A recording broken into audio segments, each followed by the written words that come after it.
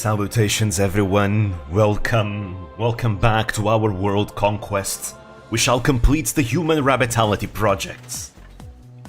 Last time we did lots and lots of preparations. This time though, I'm planning to take over all of this. So get ready, Lynn, we're coming for you. Well, she does have the Great Wall of China, which makes it much more complicated, but you know, we'll get ourselves some artillery and you know, everything will be fine. Salutations, Almighty. Hello. Made a mistake and forgot about the stream. Gonna sleep soon. I figured I'd pop in for a bit first. Hey, thank you. Welcome. Anyway, so, starting up. Our plan right now is to make a city here, to basically have a naval base over here, so that we can use it as a military base to attack this place in the future. However, we will attack Lynn before that. We will take over her cities and maybe even take over Rudolph in the process. We have a very strong city, a very strong capital, which makes me very confident that now that our infrastructure is doing so much better, we can probably do whatever we want, really. Let me see. First of all, let's deal with the moving units. Well, I guess. Let's see. When it comes to our capital, we build the Taj Mahal in 3 turns. That's really funny. I think I'm gonna build it because we're gonna need happiness. If I'm gonna take over other countries and stuff, I'm gonna need the happiness for it. Right, something else that I wanted to do is the fact that we conquered Valhalla last time. And we can now make it converted to our religion, and that would be good because Valhalla has this fishing resources, and as you know, because of our religion, any sea resource gives us a lot of everything. You know, gold, production, food. That's why it's so good. I'm watching Mining playing Backrooms on second monitor, so I might get distracted. Yeah, that's fine, it's Civ. Everything's gonna be slow paced anyways. 3 turns, Taj Mahal becomes a tree Mahal. Hello, for Pekora, yeah! Let's see, what to do over here. Right, we can make... These cities are gonna be filled with science, which is really, really good. I still haven't made any fishing boats here, I probably should. Because again, sea resources are just amazing for us, because of the pantheon that we chose. Alright, and this was, you know, an explorer pikeman that I brought here. Just to see, I think I'm gonna set the exploration to automated for the caravels. Stream lagging on for me? Let me see. It's green for me though. My internet is doing fine. Let's see, what was I gonna do? Right, so first things first, before I get into the musketman, I want a missionary. Yeah, I want a missionary. I want to remove the other religion so that I can put my own in Valhalla. That's the plan. I'm gonna move this musketman over here. Again, the only problem right now is that Lin has the Great Wall of China, and the Great Wall of China makes it so that every single tile that you move in their territory costs double, right? So instead of one cost, costs 2 costs to move in their lands. It's really difficult, really difficult to move through a territory because of it. That effect only stops once she gets dynamite. Unfortunately, me getting dynamite does not work against her. She needs to be the one to get dynamite for it to stop having an effect. It's laggy. There's nothing I can do though. To me, my internet says it's green, and it's doing good. Try refreshing. If all things fail, just refresh. Because there's nothing I can do. To me, everything says it's okay. Internet gets bad in Madrid? No, but it's not my own. It's not my side though. Because the connection is excellent and everything is green. Let me see. Okay, what was I gonna do? Right, the work boats. I need to get all of this. Right, I was gonna do something here, right? Yeah, I was gonna make... Wait, I was gonna make an academy? Well, I guess that works, sure, why not? We'll make that academy. Right here. Damn, you dodged my joke. Trust me, I am very well aware of what you're trying to do. Alright, there we go, finally. It's in position. And if I settle right here, we'll also get access to this fish. Because again, I still want this city to be a decent city, and as long as I get the fish, it's gonna be good enough. But yeah, with the city here, I'll be able to control these paths, and I'll be able to more easily invade other territories. I'd like something with a more easy land connection, but right now it's a bit difficult, unless I settle somewhere here. Which could work, I'll probably do that. There's even salt there, that's really nice. I might settle there in the future, but right now that's not a concern. Right now, I'm just putting this here to prepare, so that then I can go to war with Lin. That's all. Anyways, I have a lot of money, so I'm going to use all that money to buy important buildings here, like the lighthouse, for example. And I'll buy this, and this. Right, let's see, what else, The aqueduct is good too, for fast growth. And the workshop is good too, but the seaport would be even better, I think. I'll buy some workboats. Let me see, the workshop. No, I think the seaport would be better. But it's too expensive though. That's a shame. That's fine, I'll buy the workshop. There we go. Now I need to bring a lot of ships here to protect my ports, because again, I don't want any barbarians to come here and destroy everything. And the U automates, because that way I don't have to micromanage it. There you go. My missionary is ready. I can come here and remove the religion from Belhala. It's gonna be the Rabbitality Pro. There we go. Much better. Now the fishing boats are better. And I'm also gonna have to annex this place. I don't like to construct courthouses though. I usually prefer to buy them, and now I use all my money, so I guess I have to wait a little bit more. Just a little bit more. Una is deployed. Hell yeah. Open borders, Lin? No. I'm going to invade you once our friendship is over. Actually, I want artillery before that. So yeah. Let's see. No, that's the World Congress. We still haven't found the last one. We all know who it is. It's Grima. What else? What was I gonna do? Right. It's gonna take 46 turns. So I guess during that. There we go. The final civ. I am the fell dragon Grima. There we go. We found the last civ immediately. You know, it's the fell dragon Grima from Fire Emblem Awakening. There she is. There she is. She is super hostile, by the way. It's probably gonna be impossible to make friends with her, because she just hates everyone, which is very accurate. But hey, let's tell her where we live. That's gonna be good. Yes. Alright. Oh, she's at war with the Zulu, and she hates the evil spirits. Nice. Okay, there she is. That's why. Damn, her city sucks. Yeah, she's not doing so good. But yeah, there we go. All the civs are here except Julius, because I killed Julius last time. But we have Aru from R2 3. She is super aggressive and she hates everyone too. But it's not impossible to make friends with her. You can make friends with her. But still, she is super aggro. Then we have Grima. She hates everyone. I don't think it's possible to make friends with her, because she just hates everyone all the time. Then we have Lin. Lin, who we are friends with her, but she's also kind of an opportunist. She's an opportunist, so if she sees you're weak, she will attack you. But I'm gonna attack her instead. But for now, we're friends. She's not a backstabber though, so as long as I become her friend, she's not going to attack me. Then we have Mima from Toho, from the very first Toho, and I don't know what her AI is like, because I've rarely played with her in the game, but she's really broken because she can just have a giant army out of nowhere, because she can just summon lots of skeletons, like, immediately.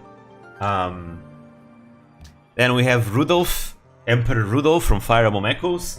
He is also not the biggest backstabber, but he will backstab if he thinks you're weak.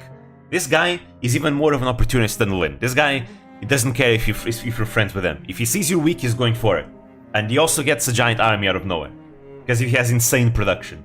Probably the one civ that has more production than us is probably this guy. And finally, Shaka of the Zulus from the base game. From Vanilla Civ, because, you know, it's Shaka. He's aggressive, he just builds a giant army and does Shaka things. So yeah.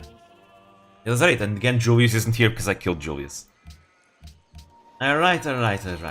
So yeah, in this episode, I'm going to focus on an army. Oh, yeah, this is why I need a navy here. Because I need to defend my ports.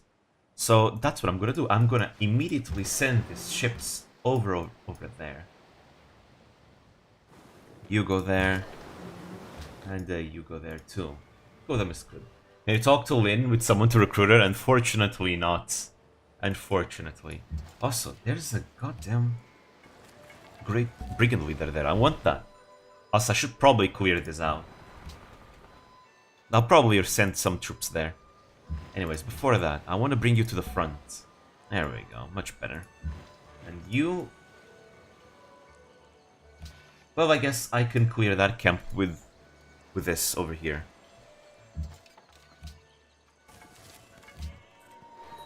Okay, we got a caravan run done. We'll continue focusing on production. But I think I'm gonna focus on Belhala's production. Yeah. I'm gonna wait until I get 600 gold. I can't put the ships yet, still. Yeah, Matt from Fate Grand Order here. There's no civilization of her made. Oh, there we go. Mima hates Grima. But I have no interest in that war. I don't want to make too many enemies just yet. Because then everyone sends their navies at me and they destroy my fishing boats, and that wouldn't be good.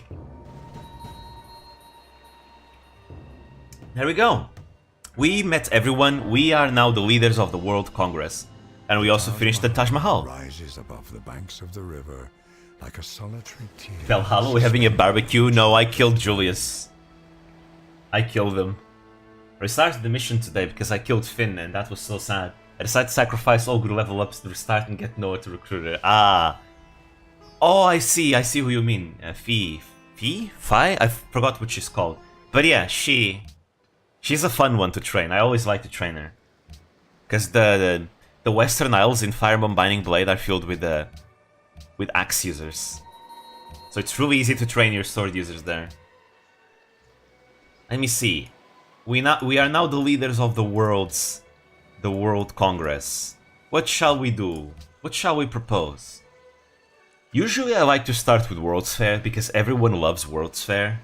I think the only time I've ever seen a leader not like World's Fair was one time where I played with Wolhart from Fire Emblem Awakening, where Wolhart just hates everything. I'd like to go for Sciences funding, but right now... Well... This was... Fur. Yeah, exactly, Fur. I think I'll go with Sciences funding. I like Sciences funding. Yeah, I'll do that. Let's see if everyone else wants to go for that too. Though I'm still tempted to go World's Fair. But no, Lynn is not gonna like this, but she's gonna be my next enemy anyway, so who cares? I'm gonna start building universities everywhere, because I want my science gains to be even better. Now that we have the Taj Mahal here, I'm gonna focus on production. I'm gonna make the windmills and zoos and a constabulary, and then we're gonna just make lots of units. That's the goal. Windmills first, so I get more production. What is the glue of this game? What do you mean glue? I don't get it. Markets would be good for more money, but I think windmills would be more important. No, but markets are easier to do. Actually, better than that. I should probably get barracks, because I'm gonna start producing units from there too. And as for this, we'll just make more workboats, because we have really good sea tiles. Look at this. Bam! 5 food, 3 production, 3 gold. Amazing. I'm gonna stay here at the ready, just in case there's a ship that spawns. Let's get that brigand leader. You go over there. Let's take care of this as well. Strategy? What's the strategy? So, my strategy for this game is that right now I'm finishing working on my infrastructure, and I'm gonna build a giant army, and I'm gonna take over my entire continent. I'm gonna declare war on Lin and declare war on Rudolf, take over the continent, and then I'm gonna move on to the next continent. What is the objective of this game? I want to conquer the world. I might not actually conquer everyone, but there we go. Aru likes the fact that we did sciences funding. But yeah. We're gonna build a giant army, we're gonna take over the world, though I think we're not gonna be able to take over the world, because before I do that, I'll probably get a science victory. But still, I want to take over as much as I can before I get a science victory. Again, that's kind of the thing with Pekora's civilization, because their military units are so far away, you don't really have much of an incentive to actually conquer things. Which is why I believe it would be best if her military units that she gets would be earlier, right? Because getting military units that late just means you're not gonna go to war overall, I feel. You don't have really much of an incentive to go to war, because Pekora's ability just makes her be self-sufficient, and you don't really have to go to war to get anything, really. Right? That's why I believe that if she had maybe military units earlier than that, it would give you an incentive to actually use that opportunity and go to war earlier. Because usually when you have a military unit, you really like making use of them, right? You know? Let's see, what shall I build here? Right now there's not really... Yeah, I'll build barracks. Barracks is good. That's why I really like how good Pekora's ability that in this mod is really good. He did a good job making a really fun, strong, powerful ability. Though in my opinion, I think it should be science-focused, not culture-focused. Because again, I think it makes more sense for Pekora to be more science-focused than culture-focused. But still, though, it's still a very strong ability. It does make sense, keeping in mind Usaken. But that's why I am more of a fan of Pekora gaining science through kills, you know? She has like a universal buff to all her units, and if she kills an enemy, she gains science based on how strong the unit is. And that would be accurate, because again, Pekora likes to cause chaos and just mess with others, and do experiments in the process, you know? Just experimenting things on others. And I think Pekora would be the kind of person that would experiment through warfare, you know? She would declare war on people just to experiment weapons and all that. Which is why I think it makes sense that she should gain science through kills, you know? And that would give you an incentive to go to war all the time, right? Because if you are at war, you are killing units. And if you are killing units, then you are gaining science. And that's what Pekora wants, so she can get an edge over everyone else. That is why that ability, I feel like, would be really, really fun for her. Also, we killed a spy. And again, that just further incentivizes you to just be aggressive. Which is also why I think, because Pekora, you know, feels happy, you know, declaring war on everyone and just messing with others, I think it would be a lot of fun if she gained happiness, like 4 happiness per denunciation that someone did on her. So that way she doesn't actually have to care if people like her or not. Because if people don't like her, you know, and denounce her, it means she gets happiness from that, and it, you know, it further solidifies that aggro, you know, that aggro antagonist playstyle. But still, this ability is good too, the one that the modder gave her. It just makes her more peaceful than I would have liked. Because really, ordinarily, I feel like with Pekora, I wouldn't probably declare war with her until the very end, and even then, she's probably so strong that she doesn't need to go to war. As far as they are right now, her military units are something you only use if you really are desperate to defeat someone that might be ahead of you. What would be a Korone civilization be like? What would be a Korone civilization be like? I have no idea, actually. Maybe they could go the route of the evil cults. The evil god Korone route, where she makes an evil cult. I also been thinking of a Watame civilization because of the Watame factory. I think that would be really fun. Watame Kojo. Anyways, I also want to make this better. I should probably buy some tiles. Yeah, there we go. Much better. And I'm gonna annex Belhalla, because that's gonna reduce the unhappiness I'm getting.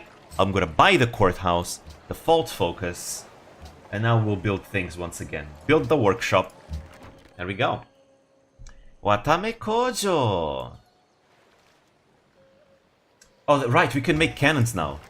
Yeah, I should actually use my golds to upgrade my military units, so I can keep the military edge.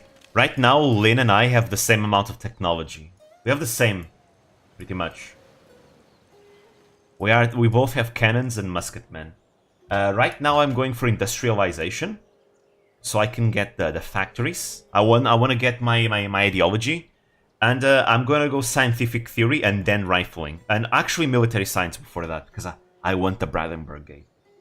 I want all of this, basically, is what I'm saying. And then after I get all of these, I'm gonna get dynamite. And I'm gonna start moving towards railroad, so I can get the Tower of Guidance.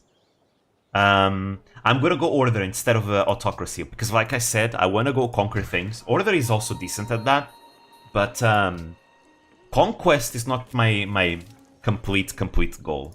At the end of the day, I'm probably gonna go a science victory, and order is really good at science victories, especially since my civilization is so productive. And the more production I have, the more science I get, because of I'm an inventive civ. So it just works well. Industrialization equals hiring Kayla. Oh, a Kayla civilization would probably be completely focused on production. I think that would be really fun. Kayla Industries. The Kayla Paradise.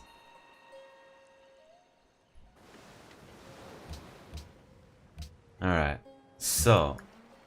Still can't put my ships there because there's still barbarians around.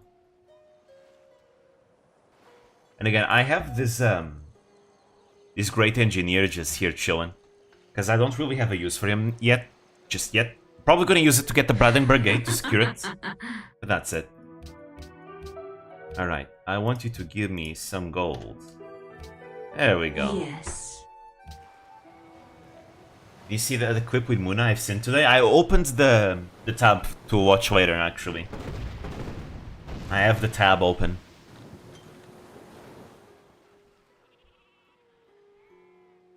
I have it saved up. There we go. Oh! I had to resort to spying for the good of Rugel and mankind. I hope you'll understand, sure. I killed this spy. I think we are the leaders in science, aren't we? No, we aren't. Lin is actually the leader in science. Huh. Interesting. Lin is really strong. I think Lin is the only one in the game that right now can actually face me. In terms of sheer infrastructure. Because in terms of military, my army is still not the biggest. That will change though. This is some of anime mod? Yeah, I'm playing as Usada Pekora. I'm playing as Usada Pekora. And everyone else is also modded, except Shaka, because he's aggressive enough. Everyone else here is also an aggressor. Oh, right, so we get coal immediately here. That's really cool. That's really cool. City connection? Oh, it was broken. That's a shame. Okay, we got a new spy. I'm gonna keep using my spies to protect my cities, because again, I like using them like that. We don't piss off anyone. We have really good science anyways, so we're completely fine. What would a malware civilization be like? So there's more Artunelico mods beyond just our room. One of the Artunelico mods is based around the main villain of the first Artunelico game. Her name is Mir, though she's also a main character in the second game. And her civilization, it's all about viruses, because in Artunelico 1, Mir, she created viruses. And they were like viruses that actually manifested physically, right? And someone made a civilization of her. And her civilization has a unique unit that she gets in the industrial era called Elma DS, which is one of the bosses that you fight in game that she creates, one of the viruses that she creates. And Elma DS in Civ, in the mod, can basically steal enemies by killing them. So basically, Elma DS kills enemies, and there is a chance that you might get that enemy as your ally after defeating it. Because basically, you're using the virus to control them. So I think that would be it. It's a very fun civ to play. It's also very aggressive. I was deciding between Mir or between Aru, which of the two of them I would bring, because both of them are super aggressive, are Tunelico mods. But ultimately I decided for Aru, because Aru's gameplay is even more tailored towards, you know, swarming and killing everything. So I ended up choosing her. But yeah, should I use this? No, I wanna save this. I could probably make an amazing tile here. We got a new musketman. Bring them to the front. Spy Kanata. Oh, that would be a good unique spy for Pekora, actually. That is true. A spy gorilla. Gorilla. Yeah, we need a worker over there. We don't have anyone to fix that. Alright, what should we do? Oh, we can get some iron. I need more iron. Because we're building lots of frigates, and frigates use iron. And they're very good units.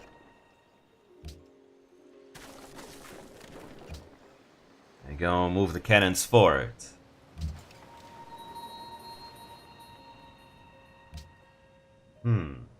Guess we can do an amphibious attack.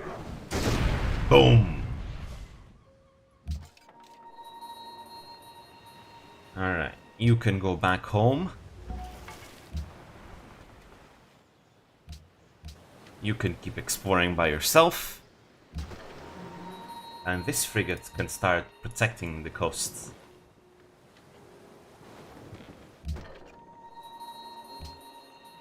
I'm gonna buy another fishing boat over here. That way I don't have to do anything else, and I can just put it here, and this city is amazing. Need to bring also a worker here, though it's not that important, because there's not that many tiles to work. That's what you get by throwing rocks against firepower. Hell yeah. I love destroying people technologically.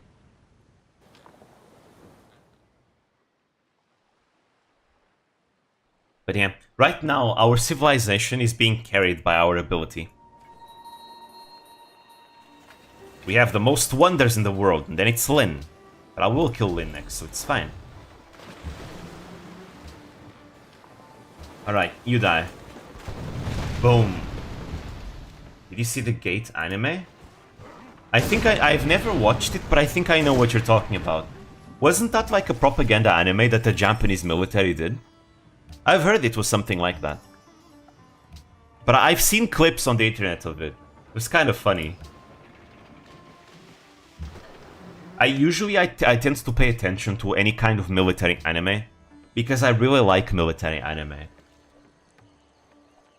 Again, for example, one of my favorites is the Saga of Tiny the Evil, or also known in Japanese as Yojo Senki. That's one of my favorite anime ever. It's so good. We need another workboat. But Gate, from what I've seen, the little that I've seen on YouTube, but I didn't find it that good, personally.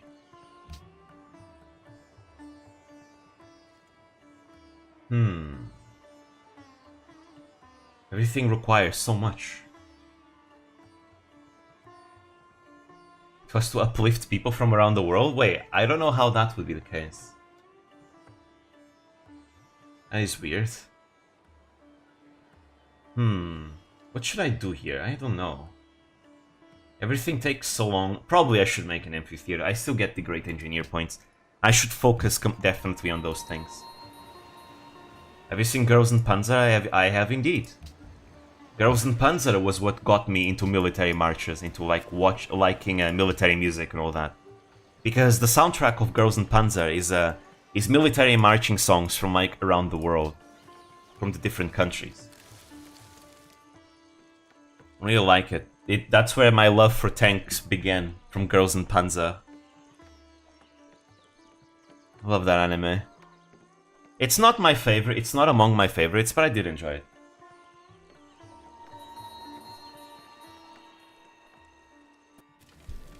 Let me see, other military anime that I can speak of. Violet Evergarden technically is a military anime because it focuses on a former soldier trying to readjust to regular life again.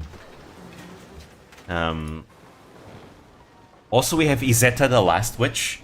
Izetta the Last Witch is a very fun anime, which is like... It's kind of also a alternate universe Europe, where there's a big empire taking over the entirety of Europe. And the story takes place in this small country, in the Alps, right? There's a small country in the Alps, and the main character is a witch that flies on a giant gun to protect her country from the invaders. It's really funny. It's really, really funny. Just, you know, brooms are overrated. We fly on guns now. Giant guns. It's like Portal to Fantasy World and try to invade modern Japan. They defend and decide to go with army in Portal and then demolish fantasy armies with tanks, helicopters, and guns. Yeah, I know. That's exactly what I was talking about. But I've heard from somewhere that the Japanese army was like sponsoring that army or something, that anime or something. But I don't remember exactly. So, you know, don't quote me on that. Yeah, let's get the factories. Factories are good. But it was manga?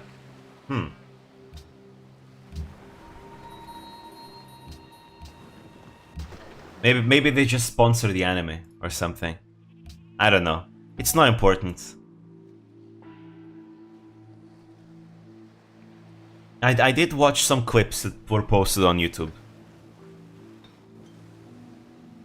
Didn't see any propaganda, just basic military stuff. Yeah, but sometimes...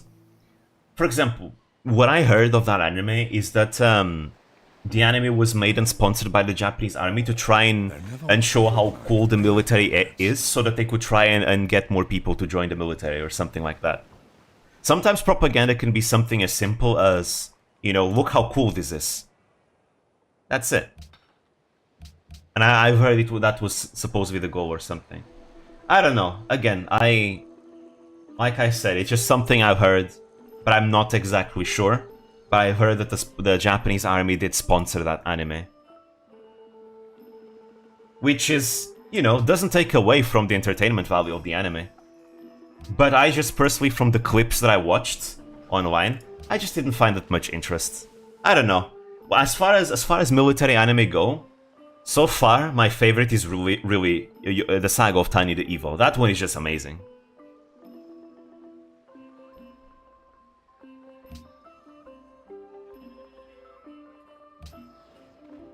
It would work like a US Army sponsored some CSGO tournaments.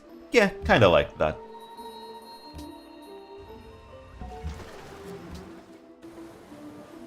Wait, is that still here? No, it's not. What is over here? Oh, it's an island. Oh, another island. Huh. If someone settles there, I won't be able to control that by myself. But it didn't work. Usually it doesn't work. I mean, how would it?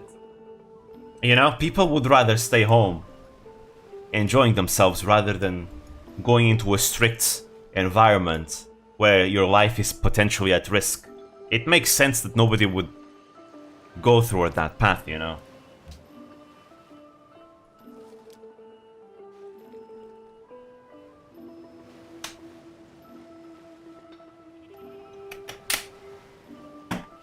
Oh. And there goes another water bottle. Completely done. But yeah, peace is nice, you know. Peace allows us to keep our lives.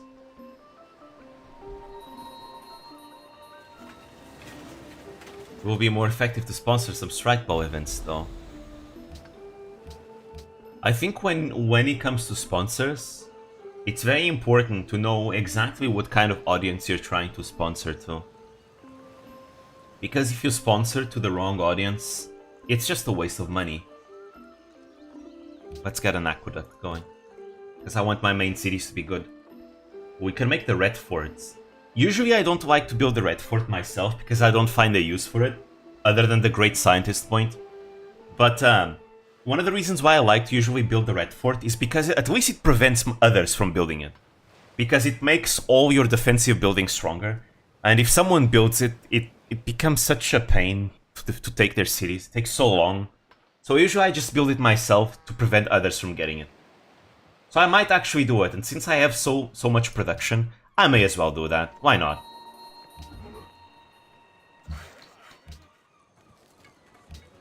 Also, I really need to take care of my happiness. There's a city-state here. Notre sagesse. Hello. Notre sagesse. Alright. We have money. Let's build a seaport. Boom. Amazing. Ooh, what I should probably do is send my religion there.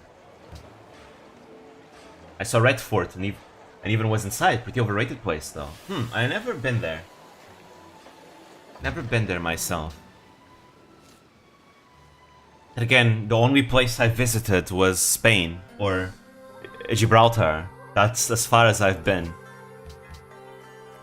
You know what? I want to be friends with Aru. So you know what? I'll give you the instant at a discount. Let's be friends, Aru. She's gonna be my ally in there. So once I take over that place, that continent, I'll have an ally. Alright, what about Mima? Is this a mod? Yes, everything except for Shaka, everything is a mod. We have Aru, Grima, Lin, Mima, Rudolph, and me as Pekora. I'm mistaken, I think it was Red Fort from Moscow. Let me see. Red Fort. What is the mod name? There's a lot. I'm using a bunch of them though. It's not just one. Yeah, built by Shah Jahan. I'm probably gonna butcher this, by the way. The Lal Killa in Delhi, better known as the Red Fort. So this is in India. Was the residence and administrative palace of the Mughal emperors from 1648 AD when construction was completed. So yeah, there we go. Shall build the Suisei civilization. That would be a lot of fun. But yeah, I'm using like a bunch of mods here. I'm using the aggressive and expensive AI to make the AI even more, you know, aggressive. I'm using Aru from Artunelico, Civ 4 leader traits for Civ 5, Civ 4 traits for Fire Emblem Civilizations and Toho Civilizations.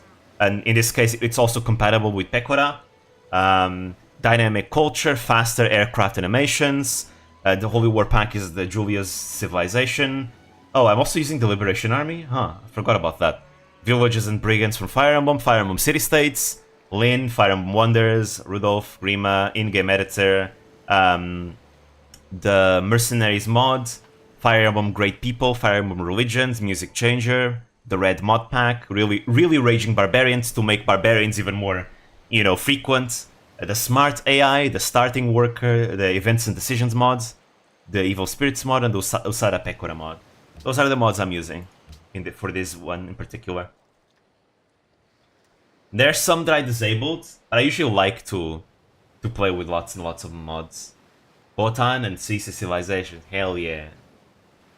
There are some mods for like Civ 6, but not that many for Civ 5. For Civ 5, the only VTuber mod is still Pekora, which is the one I'm playing right now.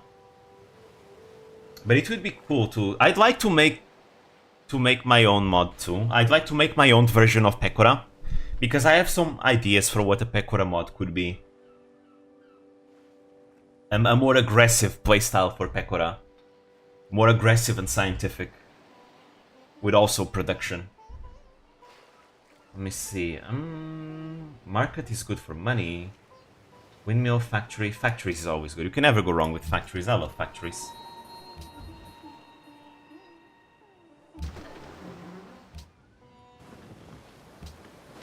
Alright.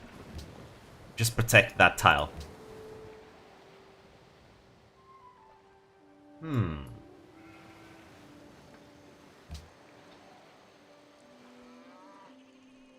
Fantasy World Gate was meant to represent Canada and North America in a whole? How?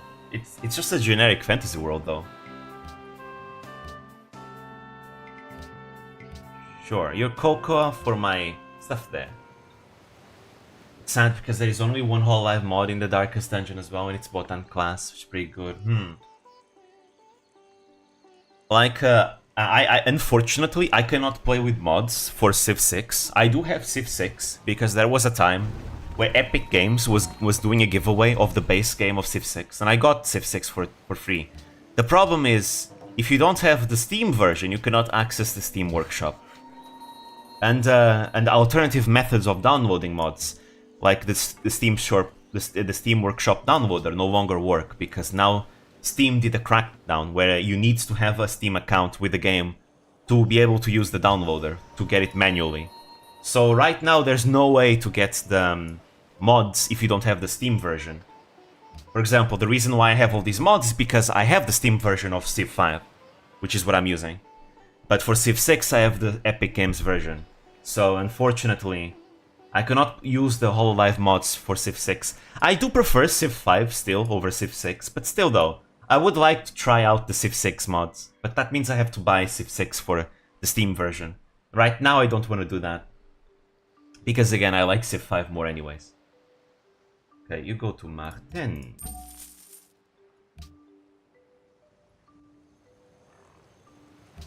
Looks like basic medieval Europe for me. Yeah, I mean, it's basically a generic fantasy world, as far as I'm aware.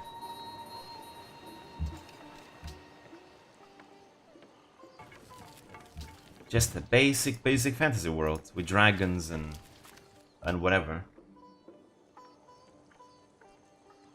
The Canada part is actually true. The enemies have a maple leaf as a symbol. I've seen the maple leaf being used as a symbol in other situations as well. I mean, the maple leaf is like... You find maple trees all over the world, I think, no? At least I've seen them in Portugal too.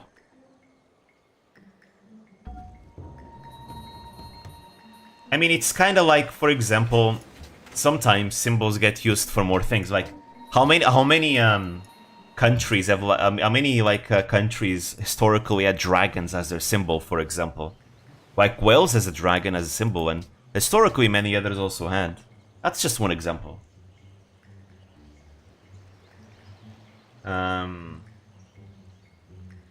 me see. Right, I need to go for that seaport. Also, it would be really weird if it was Canada, because why Canada, you know? There's literally no reason as to why they would use, like, the Canada. It would be really, really random. Oh wait, no workboats, no workboats.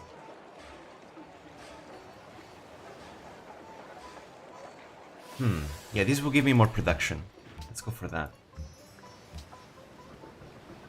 So yeah, I will declare war on Lynn once I have these techs here plus dynamite.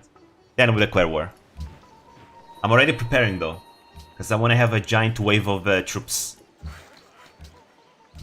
By building up my army, it also keeps Rudolf at bay.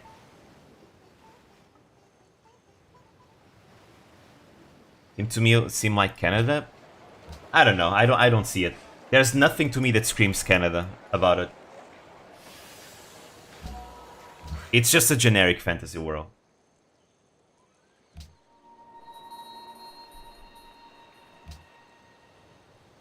Let me see.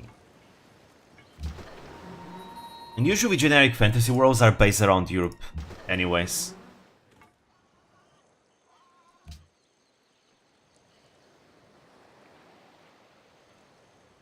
Let me see. No. No open borders, Len. No. I will take over all your cities. It's gonna be difficult to defeat her because, again, she also has the plains bonus, right? Everything in her territory is plains. Also, she has this annoying thing. There we go. The Red Fort is ours. We build. Let us think that we build forever.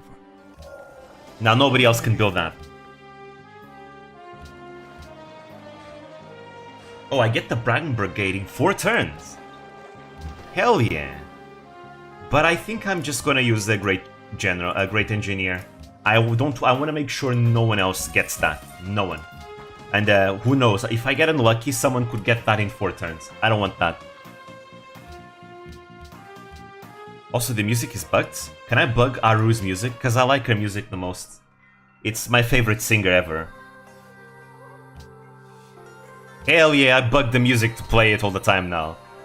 Now we have Aru's music. Let's go. I love this singer so much.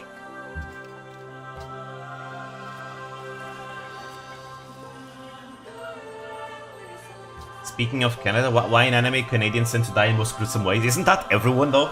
In anime, everyone dies in super gruesome ways. I don't think it's a Canada thing. I think it's like an universal thing.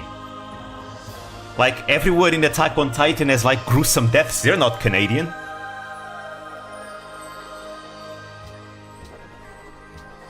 Or every gore anime ever.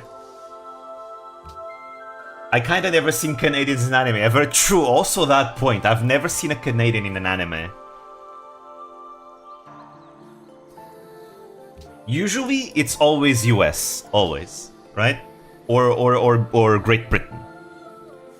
When they use like foreigners in anime. Maybe if they're feeling spicy, a French dude. Maybe.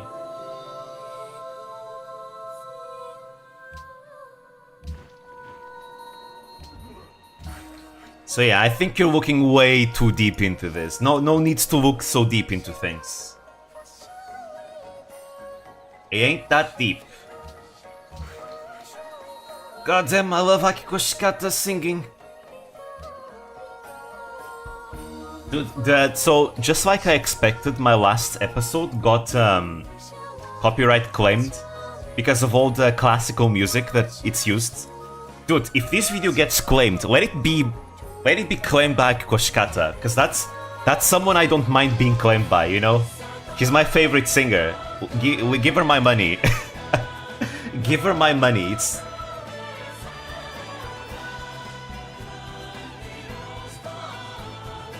I almost don't want to end my turn because people are going to be like making trade deals with me. And I don't want them to like remove the music.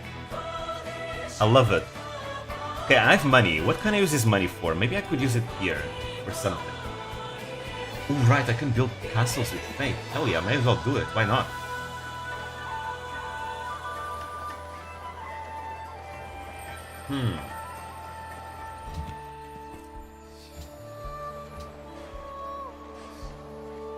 I can build a constabulary. I probably don't have to build anything there. We'll see. I'll save some money for now. I will need it for upgrades anyway, so yeah, I'm gonna save my money to get upgrades. Okay, here's hoping that the AI doesn't talk to me, so that I can keep the song going. This is the final credit song of Artunelico 3, by the way. Isn't it? It's canonically sung by the world itself. There we go, Brandenburg Gate. Equally at a poor man's gate and at the palaces of... Yeah, this is the final credits of Artunelico 3.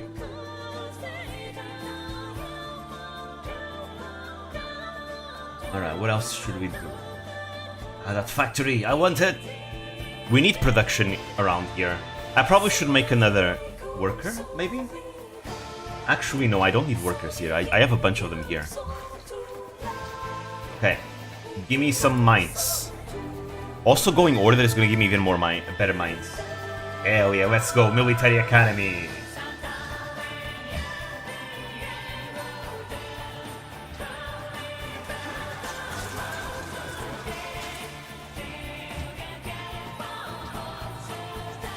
Shoot them! La yo, I'll be joining later. I need to do something right now. Okie dokie. Oh, we got a new Great General. Hell yeah. Let's go. Alright, it's because of the Brandenburg Gate. Then I'll keep him over here. It's nice to have two different armies.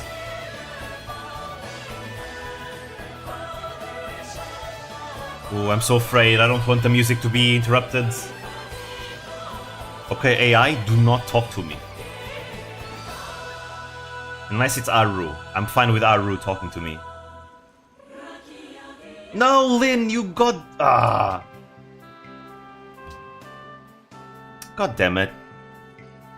I wanted to listen to the song. The song was only halfway through. Now it was gonna be the leitmotif of the first opening scene of the first Artunelico. God damn it. So goddamn nostalgic.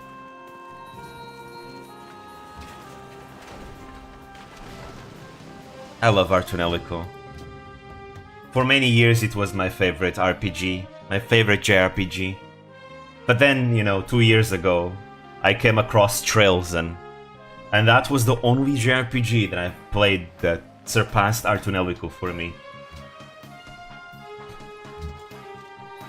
And I was not expecting it, because I came across Trails by complete accident. And then it became my favorite series, surpassing Artunelico. For me. Which is insane, because I love Artunelico so much. Especially the second game. The second game is so much fun to play.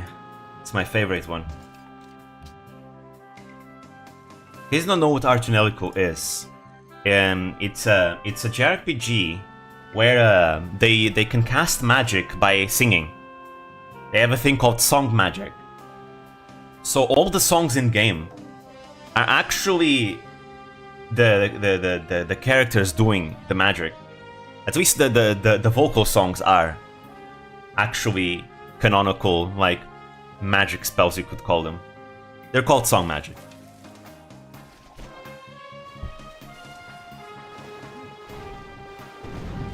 I really want to declare war on Aruru just so I can show you guys their war theme. I know exactly what their war theme is. It's the song that plays in their boss fight in the game, obviously. It's so good when the antibodies start appearing for the first time.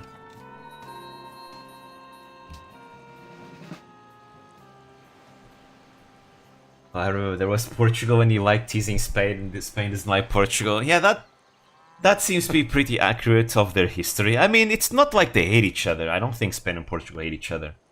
I think it's more of a rivalry that they have going against each other. You know, but at the end of the day, they're still brothers, right? They're like brothers that like to bicker, right? But at the end of the day, they're still brothers, so they're still kind of united by that brotherhood. At least that's how I see the relationship between Portugal and Spain.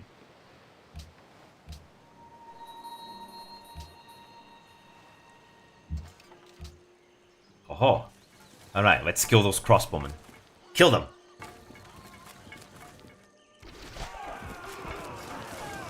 Also, I can upgrade my my pikemen. I should probably do that. They get a mount if I promote them, which is really good. Allows me to patrol my lands a bit better.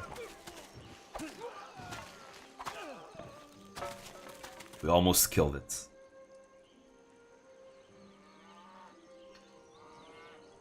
Yeah, I'm gonna do it immediately. Oh, I don't have horses, right. Lynn has all the horses. Wait, really? I don't have horses? You know, my territory is not that small. It is actually kind of big. I have 6 cities. 7, actually. Because I also have another one here. So that's weird. I don't have any horses. Wow. Even more of an incentive to take Lynn. I mean, I guess horses are not going to be that important going forward anyways. Because you're going to start needing oil more. But hey, you know what they say. If you take more places, there's a bigger chance you might get oil. Now, the only problem is that Lynn has a lot of city-state alliances. I don't have any. So if I declare war on Lynn, every single city-state is going to declare war on us. Which is a problem, but if we are strong enough, we don't have to worry about. That's why I want a strong navy. Because every single city-state is coastal. And if I have a strong navy, I can protect my coastal tiles from them. So the most important resource right now is iron. Because it will allow me to build more frigates. Which will allow me to protect my coastal tiles better. Every great advance in science has issued from a new audacity of imagination. Nice, nice, nice. We can now build a public school. Oh, we found the Mount Fuji. Over there. Rudolph has it.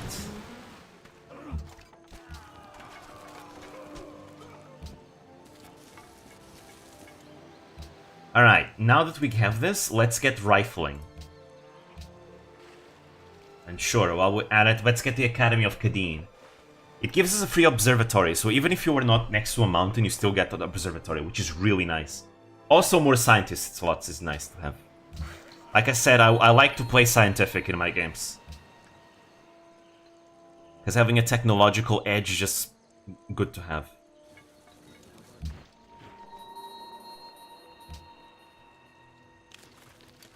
Does Canada get angry? Probably not, if I'd have to imagine. Isn't the meme that Canada is very peaceful and they apologize for everything? Yeah, exactly. Canada needs to be chill.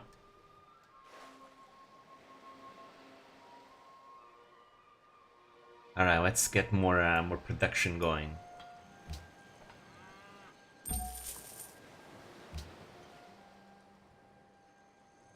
Oh, Canada. I don't know the anthem, though.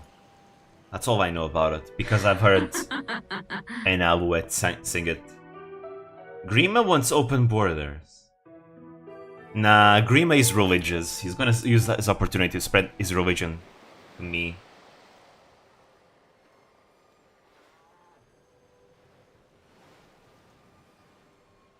Let me see.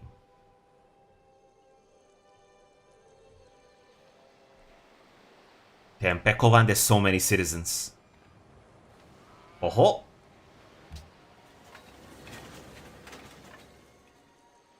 Alright. We need to choose a host. Uh-oh, Ulin is gonna be the host. But at least I can be the vice host.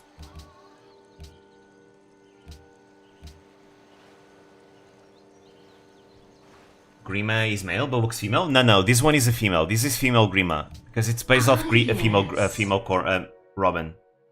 Grima's gender will depend on your gender in the game. Because the main character in Fire Emblem Awakenings is supposed to be Grima, actually.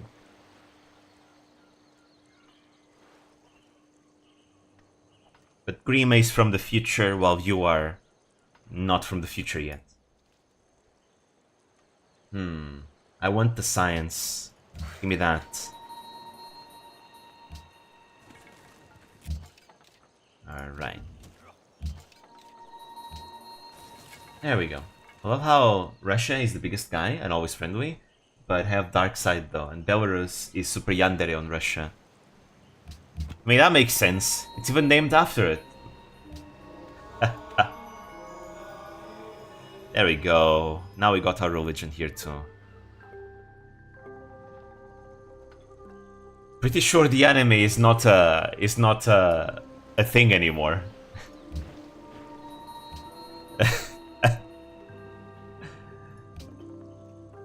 It's a very old anime, I think.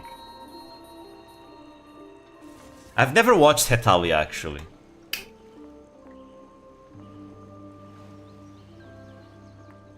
I've heard a lot of people talk about it. Old anime from simple times.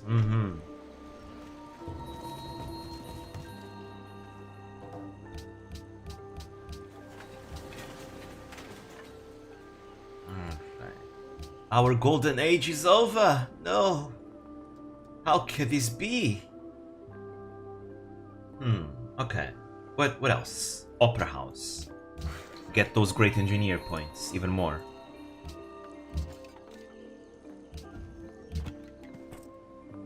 Let's see if we can convert Jute. I'm pretty sure this song is gonna get me claimed. Maybe I should bug the OST again. Here, come on. Aru, give me your soundtrack. I want to listen to more Akiko Shikata. Oh, I couldn't bug it this time around. If I do this. Just put the Lin. Bug it. No, I can't bug it anymore. What a shame.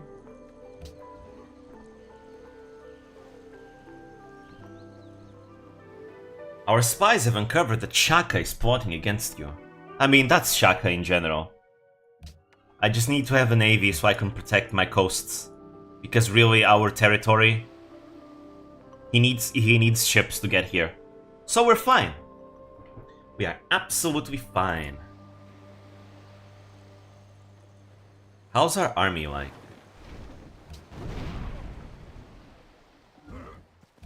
Musketmen. I can buy Skoggles? What? Well, that war is so terrible. That makes no sense. Oh, we should grow too fond of it.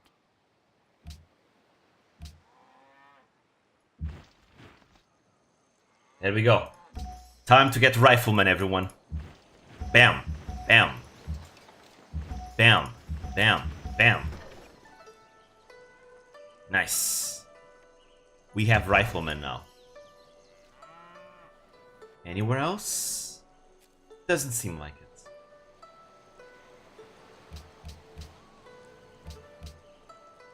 Ah, right. We can no longer buy anything with faith anymore. Any industrial area units anymore. Let's see. What can we do with our thing now? I guess we can save for profits or more cannons. Yeah, let's get cannons so I can get more artillery later on. And now that we have this, let's go for dynamite. And then we declare war.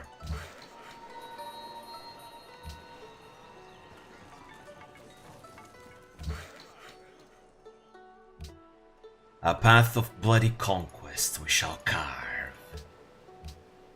I should be having all my factories at some point, which means we'll be able to choose our ideology. While I am very tempted to go for autocracy, because I'm going to conquer things, I really think order is going to be the best for our playstyle. Oh! There we go, Grima is dead, everyone. Shaka just killed Grima. See, Shaka didn't even need... Oh, wait, Grima is still alive. But see, Shaka didn't even need the falchion to kill Grima, as you can see. There we go. The Academy of Kadeen. So yeah, there we go. Marth, Crom, Lucina, who cares about them? Shaka is the real dragon killer. He's the real dragon slayer. Ooh, Shaka. Looks like Grima is racist. I mean, technically, that would be accurate. Grima wants to kill all of humanity, so... it does make sense.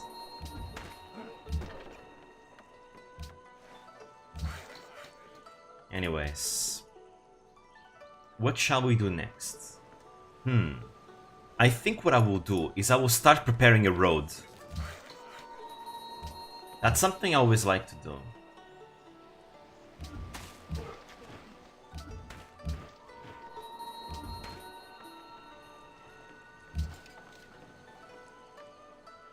Okay, well, I'm gonna finish the public school here. Once the public school is done, we're gonna start making frigates and riflemen. We're gonna alternate between the two. Also, wow, we have so many unemployed citizens.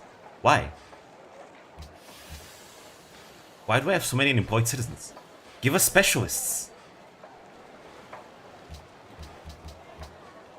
Why is it not working specialists? The hell?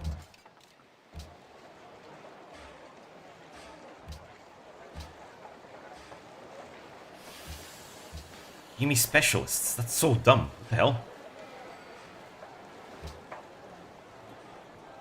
Okay, there we go. Much better.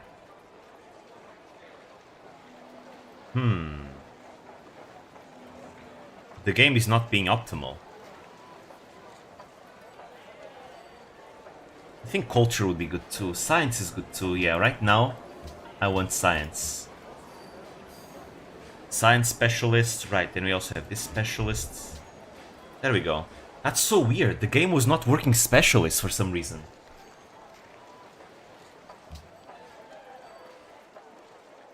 There we go. We got our specialists in place.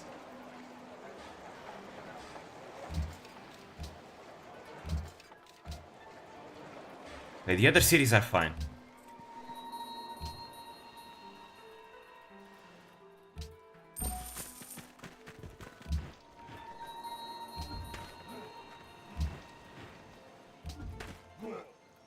Alright, I really need a ranged unit over here. What can I buy? Probably a frigate. I'll buy one. I just want to finish that ship.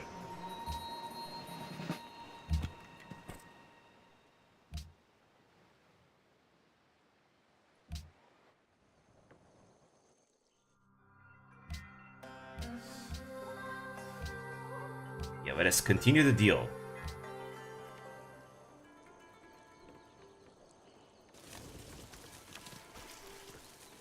But yeah, now we have a technological edge over Lin. I just need my artillery.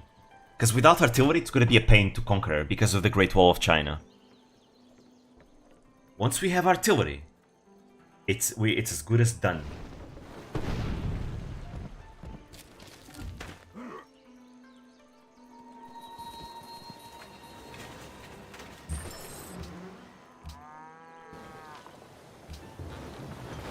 Get destroyed!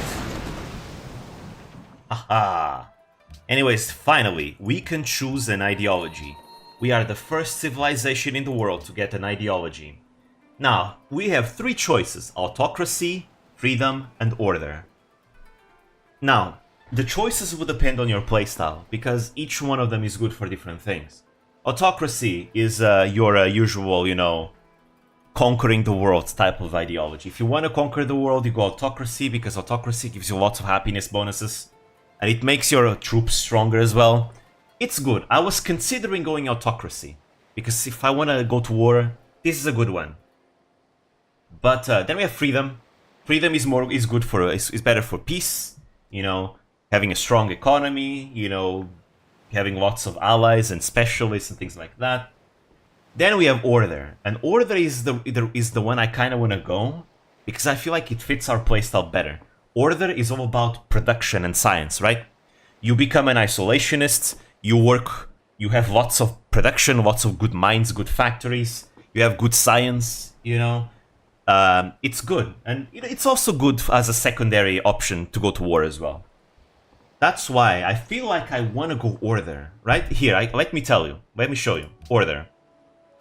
Hero of the people, you know, more great people, which is good, because we have we produce great generals, more great engineers more easily. This just helps. Local happiness for monuments, skyscrapers. You know, it's cheaper to purchase buildings. Patriotic war, stronger fighting in friendly territory. Double agents, so it's easier to capture spies. Since we have the best technology in the world, everyone is gonna try to spy on us. So this is the best way to catch them. Young pioneers, you know, one happiness for workshops, factories, solar/nuclear and hydro plants, universal healthcare, Academy of Science gives us happiness from observatories, public schools and research labs, party leadership, more of everything. Resettlement, new city start with 3 extra population. There's another city I'd like to settle in the future. More tourism, order civilizations. Workers' factories increase city science output, which is really good. Which all pairs up with our inventive trait. 5-year plan, 2 production per city, and 1 production for every mine and quarry, just really good. Then you have dictatorship of the proletariat, you know, more tourism to civs with less happiness. That one doesn't matter that much. Iron Curtain, free courthouses when we capture cities, which is really good. Again, you conquer cities, you can annex them, you have a free courthouse. There we go. It helps with happiness. And also, internal trade routes provide more food and production, which is everything I've been doing so far with our internal trade routes. And then spaceflight pioneers with, you know, great engineers and all that. And great science. It's really good. That's what I want to go for, because it's good for us. As for autocracy, this is what autocracy gives us. It's good, for sure. But I want to go for the science victory as well. Autocracy gives us, you know, elite forces, you know. Instead of having great people generation, you have, you know, wounded military units inflict more damage. Mobilization, unite, you know, it's cheaper to purchase units, which I'm not gonna do, because we have enough production to just produce them. United Front, futurism, industrial espionage, so we don't really care about this. Fortified borders, castles, arsenal, military bases gives happiness, 1 happiness for wonders. Militarism, lightning warfare. But here's the thing, right? I don't use armor units. I've been using infantry units. Police states, nationalism gives us a more. It's cheaper maintenance for our military units. It's good for sure. Doubles the quantity of resources. Total war. This is good too. It's really good and pairs up well with the Brandenburg Gate. Call to personality, gunboat diplomacy, and Clausewitz legacy, which is also really good. But I just want to go. I want to go for order. it just goes really well with everything we've been going for, you know? With strong production and science. It's better. So we go for the Nosagi Order. And to be fair, keeping in mind the fact that someone made the Pekoland Anthem, you know, the Chinese Pekoland Anthem, I think it's very fitting. Just saying, you know? Just saying. So yeah, we'll start with Hero of the People immediately. And Socialist Realism, which gives us happiness from monuments. Right now, everything that gives us happiness, that's what we want. Red Sun Pekora starts playing, yes! Ko pepe ko ko ko pepe ko. And now let's see. Windmills. Ko ko pepe ko ko pepe ko. I love the meme. It's such a good meme. There we go. The Nosagi Order rises. Everyone is equal under Pekora. Of course, you know that is. I am a Nosagi after all. The nation that destroys Nice. its soil destroys itself. Better food. Ooh, research. Okay, there we go. One turn, everyone. One turn. That's all we need. Now let's go. Just one more turn. One more turn. Okay, we're gonna start producing military units.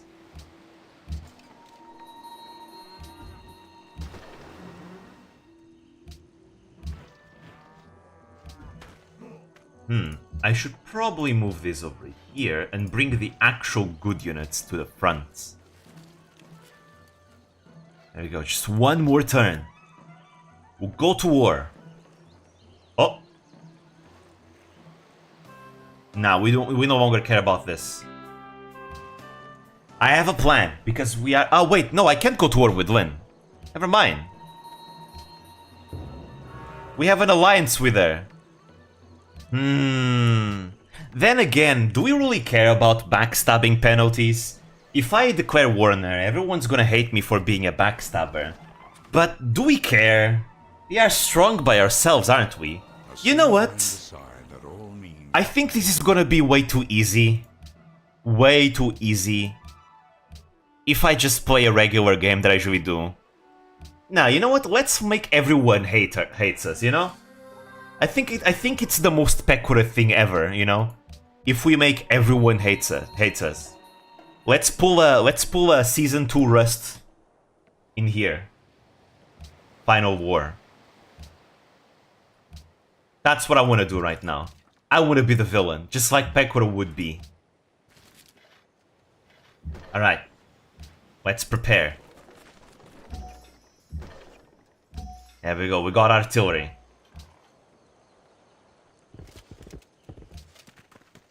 Prepare them.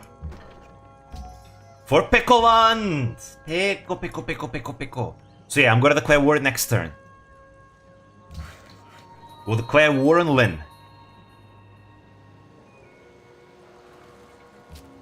Just one more turn. And the world will start hating us, because again, we're declaring war on everyone.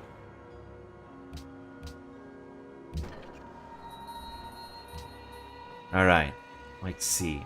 Also, it's kind of fun when the AI just makes an alliance against you. It's a lot of fun. Because then you actually are kept in your toes. I wanted to be friends with Aru, but then again, if she declares war on me, I can listen to her war theme. Which is really cool. So I think that's worth it. Alright. We're gonna start focusing on military units in the capital. Frigates and riflemen. Another great engineer. Great. There we go. Alright. To the front. To the front. I'm gonna keep you here. Alright. Now we make a frigates. Bring the artillery to the front. Okay, actually, I'm gonna take one more turn. declare war. Because I want to make sure this line is in position. Yeah, this is good. I want to put you here because we're gonna take Edessa first. That's our first target.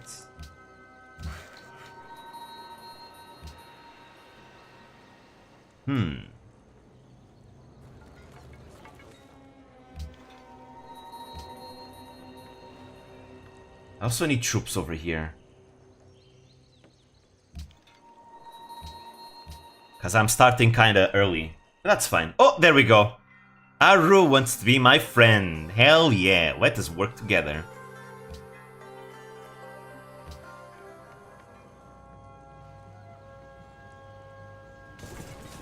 Alright.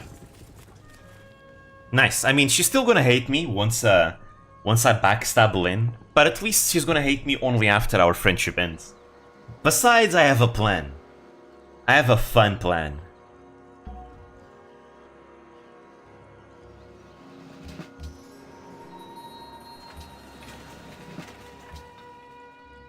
Oh, I get range! Let's go! I get range. This is really good. My frigates all now have... Oh, what? Huh. I see. I guess I'll take that for myself too. This is a good city actually. There's lots of fish. Lots and lots of fish and horses. I'm gonna take this.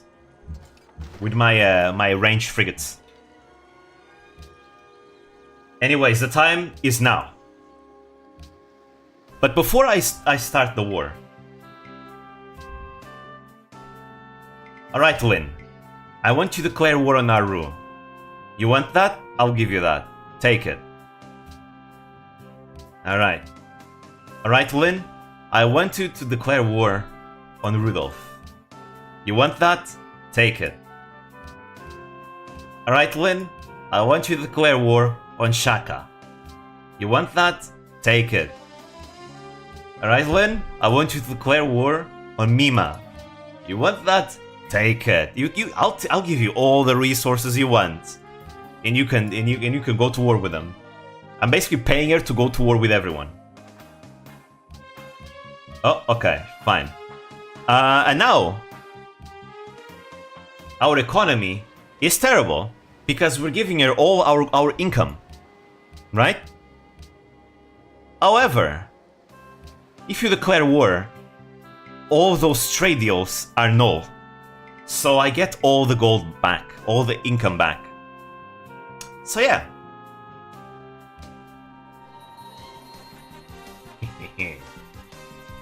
It's 12 AM, I need to get food, see you after I get a bite. See ya!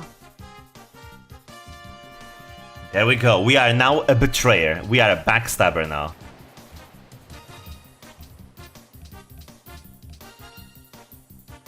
Alright, build that university. And here, more riflemen. There's a soldier over here, and I don't like that. Kill them. Oh, look at that. Boom. But yeah, you can only do that strategy if they like you, if that civ likes you, if there's your friends, so... You know. Keep your friends close and your enemies closer, as they say. Alright, let us start by shelling them. I'm gonna attack the backline first. Although I wanna kill this first, I don't like having my back exposed.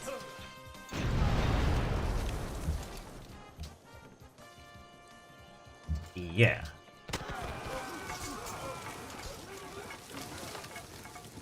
We'll take care of them like this.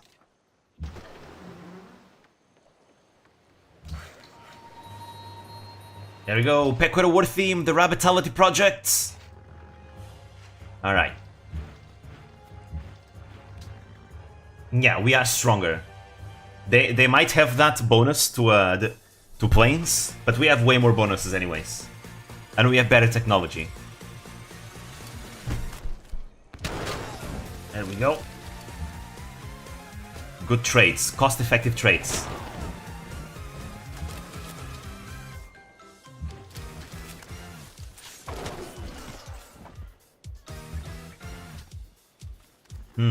I think here it's best to fortify, because I don't want to be outflanked.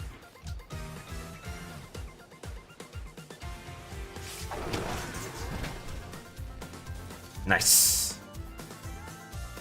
Nice, nice, nice. Alright, what else? Any other troops? No, I need them to get to the front lines.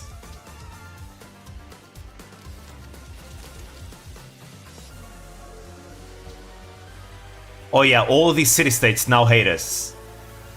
Because they're all Lin's friends. Hence why I needed a navy. But that's fine. I'm still, my city, my main city is so good, I'm producing units every turn. It's really, really good. Whoa, okay. You're over there.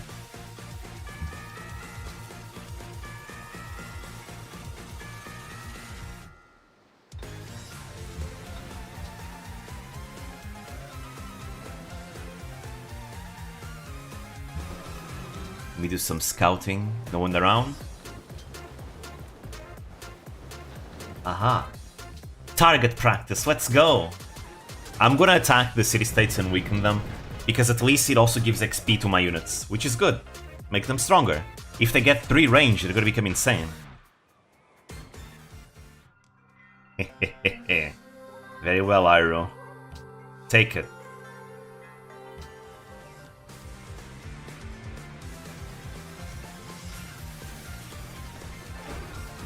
What will you do, Lin? Ooh, nasty. Oh, she has cavalry. Okay. Makes sense.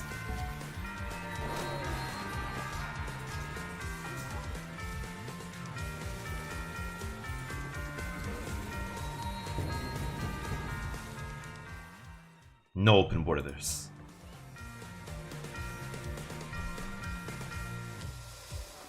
Oh, there we go. Shaka denounces me. He hates me for my backstabbing. Everyone else is probably gonna do the same. But that's fine, that's fun. We'll fight the entire world.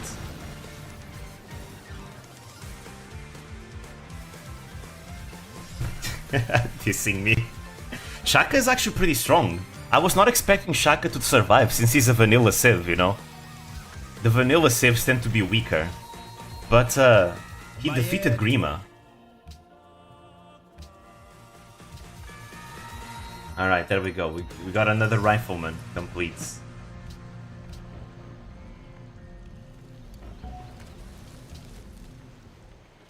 And a new Great General, which I can use. Every single Great General we get, we have to keep. They give us happiness. Because Pekora is imperialistic. Alright, now that we have this, make another frigates. And you make an armory. And you make barracks? Should I make barracks, actually? No, I'll make walls, just in case Shaka has any ideas. Alright, let's shell them again. First, we destroy the ranged units. We have the superior range.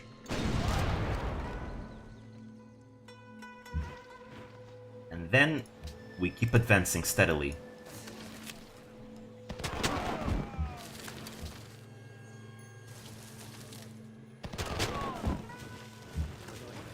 Now we need to be careful because you see this thing, it's a citadel. Any units of mine that are next to the citadel are going to lose HP every turn.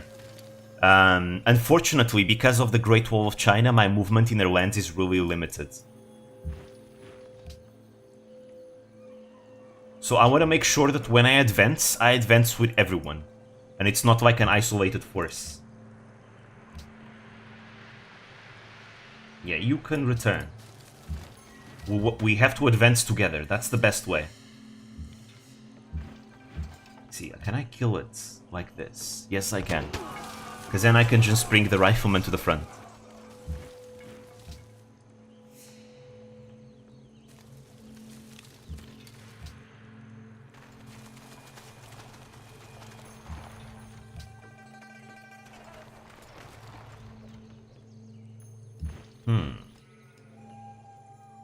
Now, as for the rest...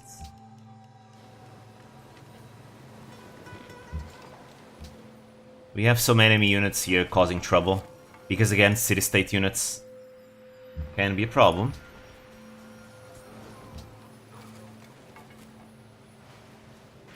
But we'll manage. We'll be fine.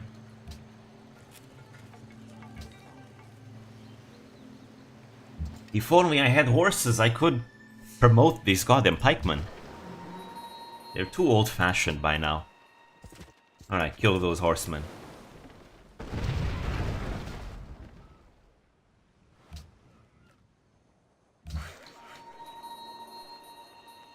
Oh, I built the thing there. Wait, did I? No, I didn't. There we go. You know what? No, I wanna keep Aru on my side though. Maybe I'm biased because it's Artun Elvico, probably. Lin is in the modern era? I'm sorry, what?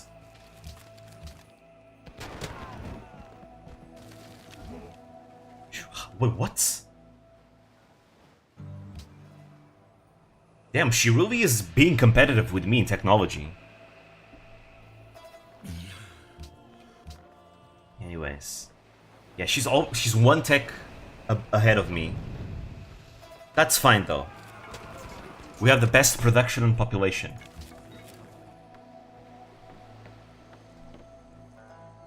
Alright. Before I move my ship there, let me just bombard this troublemaker. Kill them! Nice!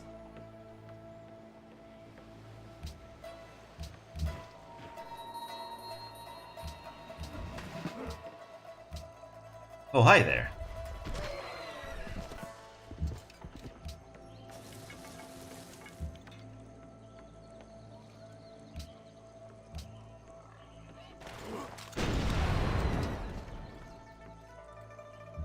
Alright, if she keeps bringing her units to my lands, it's better.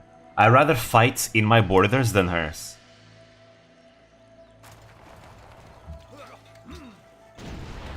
There we go. Just make a wall and bombard them.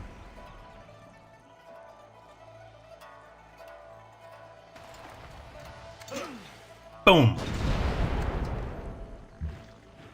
Eventually she's gonna notice that it's not working out for her, and she's probably gonna start fortifying inside her territory. And that's when I advance. Okay, you have some backups over here.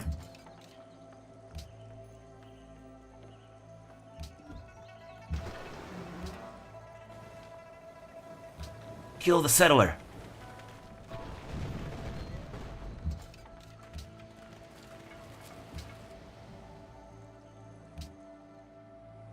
Alright, let's see, what else can we make here? Ooh, I want the public school, because Lin is just being so competitive in technology. I want that public school now.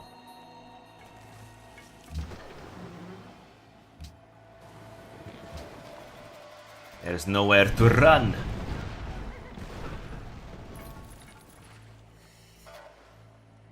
Oh, I used to love salt deposit in this game. Good old times. Hell yeah, dude, salt is such a good resource in this game. Gives you so much food, gives you production, it's really good. I rarely ever start next to salt, unfortunately.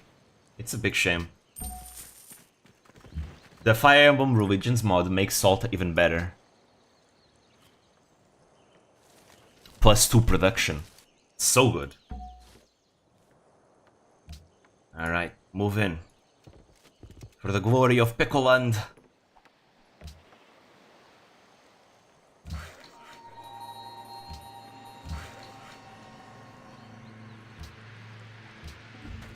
But my fishing tiles are the true highlights. I started with so many fishing resources that, you know,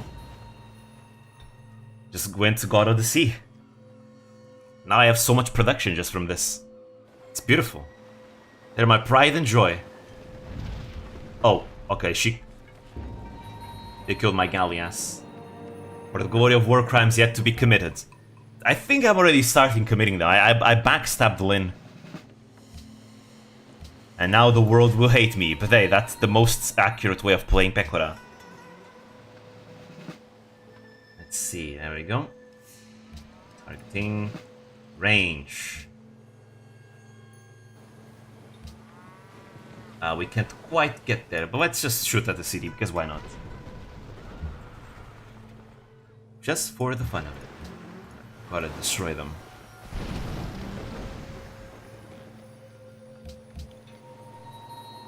Let's see. Accuracy. Accuracy. Oh, hi there, Win. You have a ship here?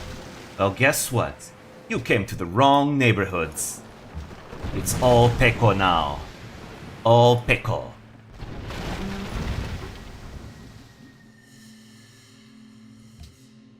Alright, let's see. I finished the frigate there. Now we'll make another rifleman. Again, I'm gonna keep alternating rifleman, frigates, rifleman, frigates, rifleman, frigates. Because our capital is insane. And here... Yeah, I'm gonna focus on the science for now.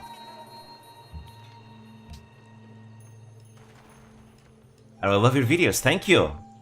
Makes me happy to hear that.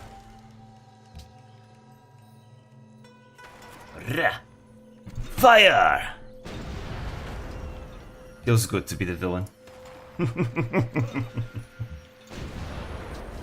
Okie dokie.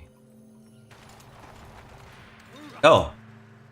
Somebody's trying to sneak past us. Nope. You're not coming here. I'm keeping you at bay.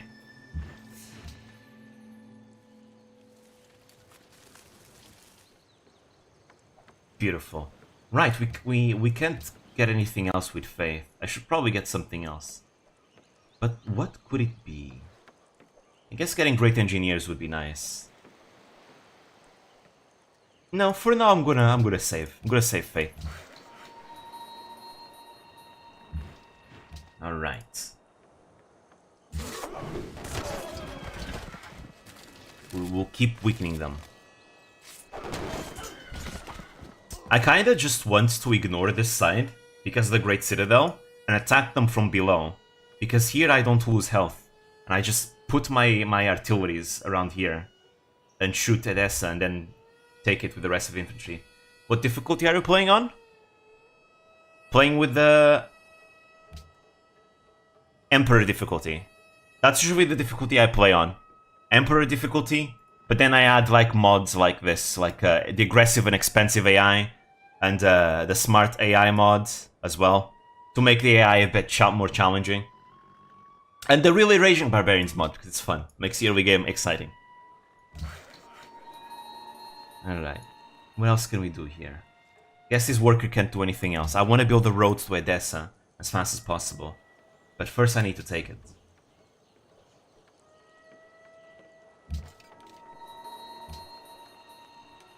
We'll put this over here.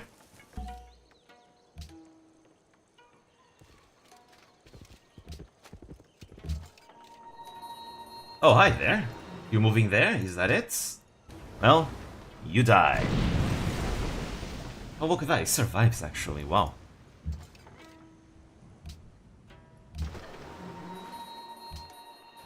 Just far more XP. Eventually, I'm gonna get battleships with 4 range that can attack twice per turn. And that's going to be absolutely beautiful. It's gonna be especially important if I want to invade this continent. Also them. Shaka is expanding like crazy. That continent is still way too peaceful though. Every single civilization that I added in this game is supposed to be very aggressive. All of them. This has been way too peaceful of a game, I feel. Like, they're all warmongers. Why are they not killing each other already?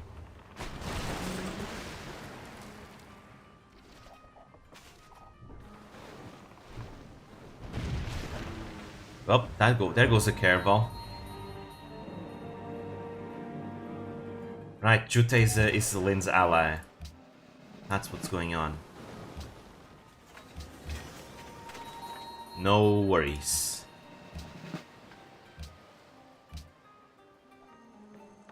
I think I'll move this through here. And then I'm also gonna build an additional road connecting Angora to Edessa. Because that way it's going to be easier to bring troops just through here. It's more efficient.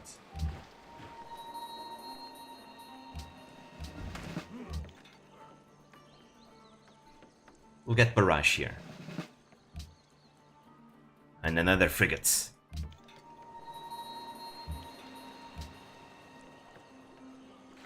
Keep shelling them. Boom! Actually, I think I should have focused on the kills first.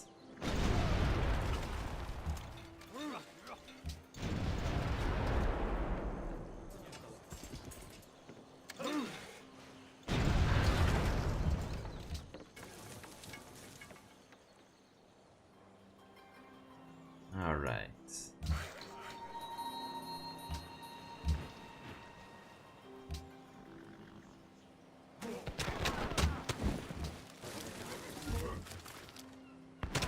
Gotcha.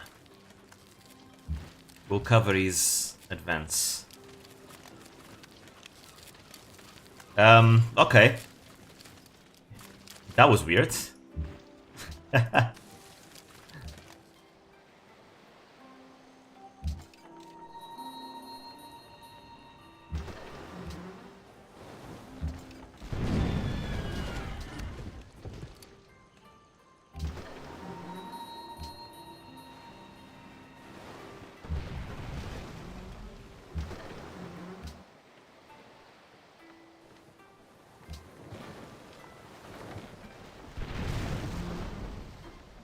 There's something really relaxing about bombarding naval ships. I mean, that was redundant. Naval ships, of course it's... If it's a ship, of course it's on seas, of course it's naval. Airships don't exist, after all. I mean, actually, that's not true. Airships did exist. They are a thing. They're just not very good. Hot air balloons kind of thing. Zeppelins, that's what I'm trying to get in my head.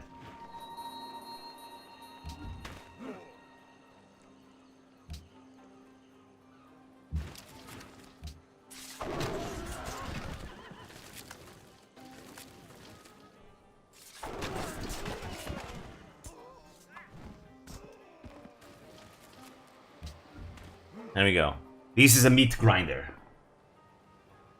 Almost forgot, back when Civ 6 was released, people were amazed at roads being built alongside trade routes and all. Ooh, I really like that. That's something about Civ 6 that I really, really enjoy. Although it does kind of ruin the flexibility that you can do with roads, since in Civ 5 you can just put roads wherever you want, which sometimes can be more flexible. But I really do like the trade routes give you roads. I think Civ 5 should have something like that still. Let me see. Give me your gold. Nice. Got so used to it that I couldn't remember that it used to be otherwise. Right, so because Lynn is at war with everyone, every city-state is also at war with everyone else. So that's good.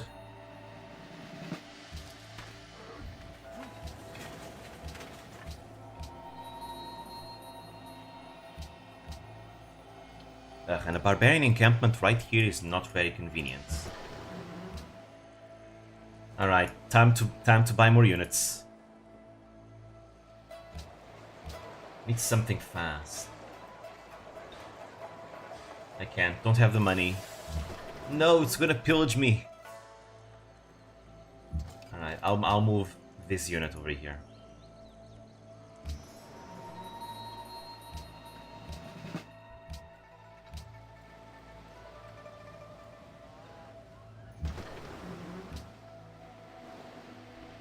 Yeah, I want to move my fleet over here, because Lynn has a lot of coastal cities over here, and with my 3 range frigates, I can bombard her from the sea. Over here, it's not good. The navy is not going to be as useful. It's going to be useful when I declare war on Rudolph, but right now, those ships are better used up here. The other ships can stay and protect the coast, that's all. Also, I can buy a castle with Faith, so I will.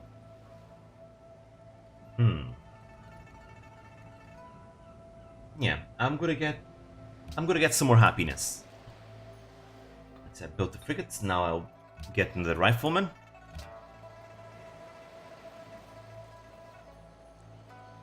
Public school, public school. Windmill, public school, windmill, public school, windmill, public school. I like my education. Now keep bombarding them. This is a meat grinder for Lynn.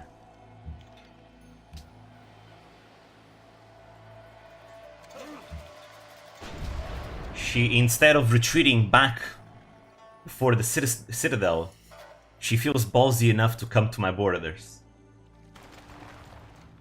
Now let me tell you, Lynn, that's not gonna go good for you.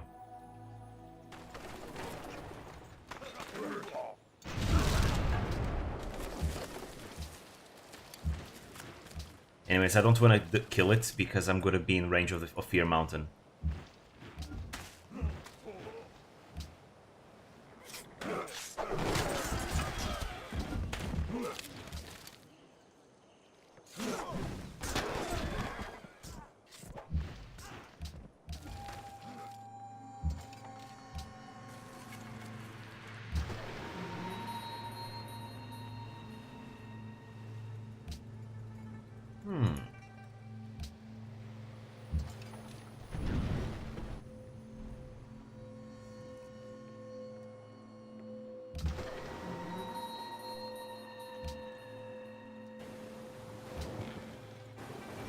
And down you go.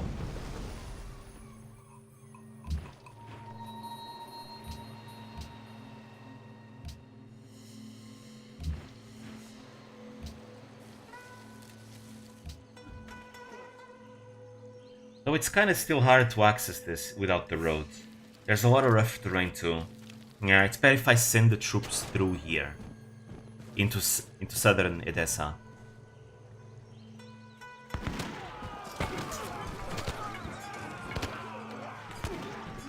Damn. That's what having a gun does to you.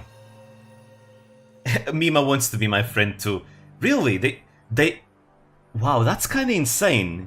They would rather be my friends because we have a common enemy, rather than the fact that I backstabbed one of my friends. Really? They really don't mind that. Okay, sure, let's work together, let's be friends. It seems like Shaka is the one that really does not like backstabbers. But Aru and Mima, they're like, nah, it's fine. I'll head out for now. It was nice seeing you, and all the best in you, all the best in your further conquest endeavors. Thank you, and thank you for coming. Aha, Lin is over there. But yeah, everyone wants to be my friend apparently, huh? Oh, Lin isn't happy.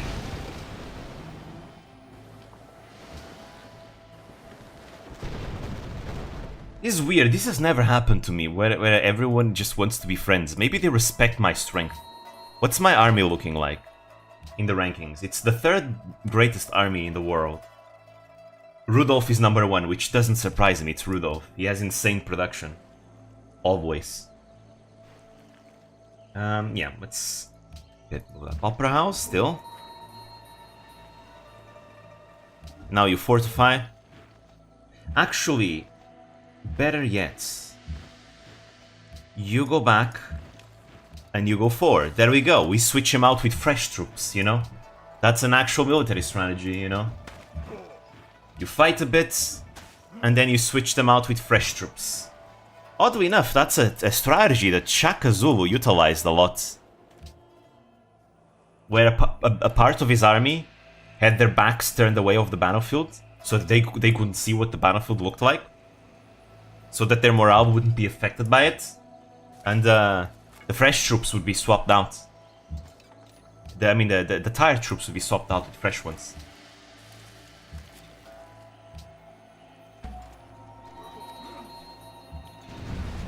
Boom.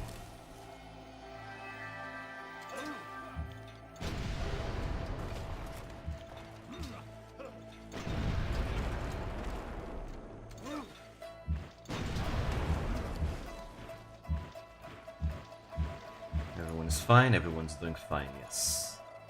Good, we got another great general. which is really good. Because again, we get happiness per great general we get. That's kind of the reason why I decided not to go autocracy, by the way. Autocracy gives us happiness, right? But since we already get happiness from great generals, I think we don't need it that much. We really don't. All we need to do is generate enough great generals.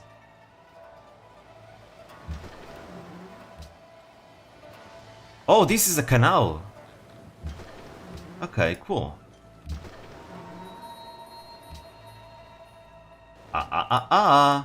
Where do you think you're going, Lin? I'm gonna plunder this.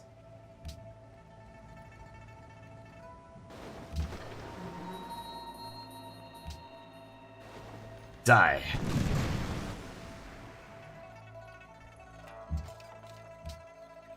You retreat. Back to safety.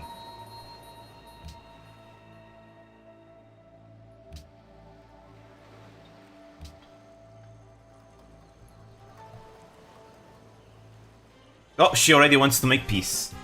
But she's not giving me anything, so that means she doesn't actually think she's losing that badly. I refuse, Lin. I refuse. I'm not stopping the war until I take everything. Literally everything.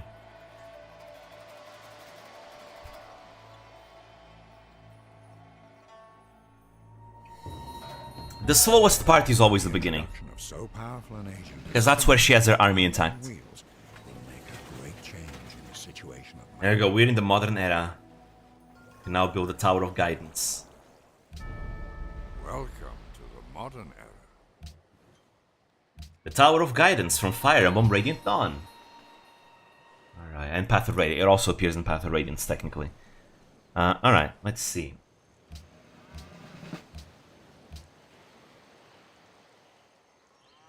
You go over here.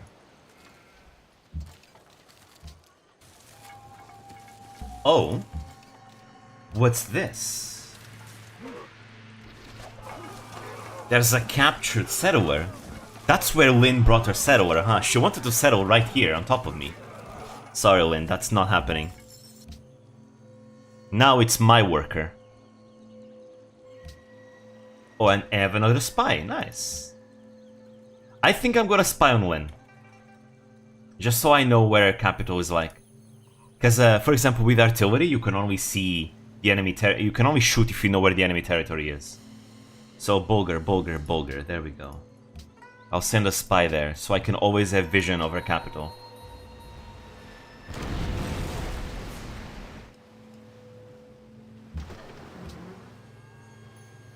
Another one, huh? Alright, now that I have railroads, I'm going to go for replaceable parts. And I want infantry. I want to make my land units as strong as I can make them. Well, now we can build a lot of things. Ooh, I know what I'm gonna do. So, I get a free tech. I get a free tech with replaceable parts, with the Oxford University. So what I'm gonna do, I'm gonna get these two techs, and then I'm gonna get the free tech with for plastics. That's the plan. So until then, instead I'll build other things. Like the Neuschwanstein. The Tower of Guidance is good, but because since I'm the only one with order so far, no one else can build that. So it's fine.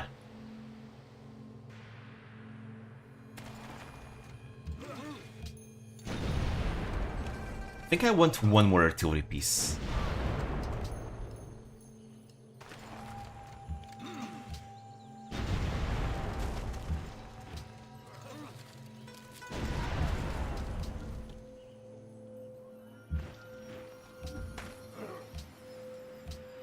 Fortify, fortify, fortify, fortify, heal.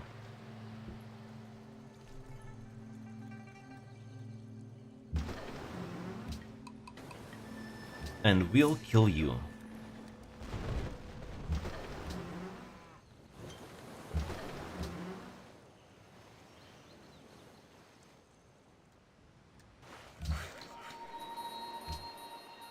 Actually, to speed up the process, I may as well just use my great engineers immediately. Over there. It just speeds up the process. The faster I get those wonders done, the faster I can actually go back to building more military units. And I prefer that. So I'm gonna do that. Let me see, great engineer. I don't have enough faith. Oh, that's a shame.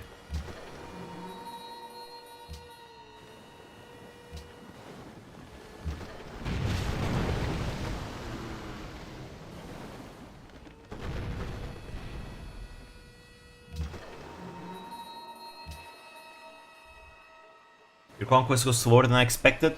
Yeah, it's the beginning. I was kinda expecting it already. I can't really advance too much because of the Great Wall of China. So my units have 2 movement, right? Because of the Wall of China, they can only move 1 away. And as they're moving 1 away, they're gonna be in range of cities and taking damage. So my goal, since Lynn still has an army, is to just use my artillery, because I have 3 range, she doesn't.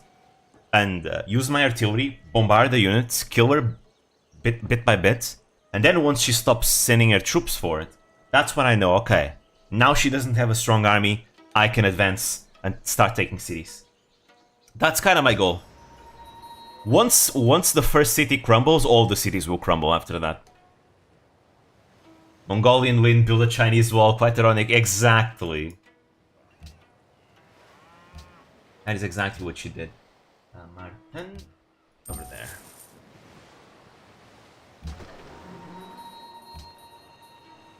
But that's it, it's just Lin. No one else has like the Great Wall because you can only build 1 of them anyways. So it's gonna be much easier. Any other conquests in the future. And then it starts snowballing. I'm also rushing better military technology. So I'm gonna have infantry by the time she has musketmen, and it's gonna be bad for her. Oh, here comes the Rudolph.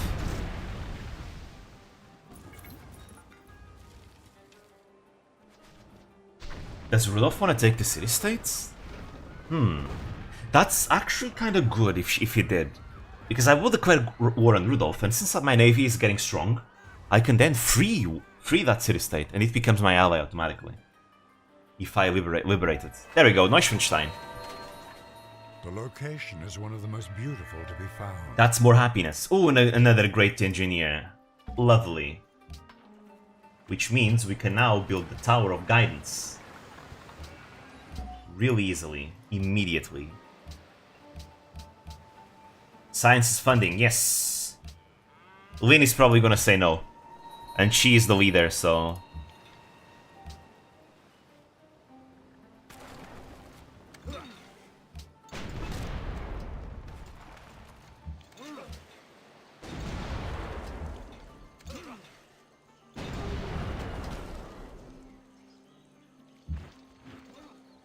Though I guess, as of now, I'm not doing too bad. Let me see, how much I need replaceable parts? Okay.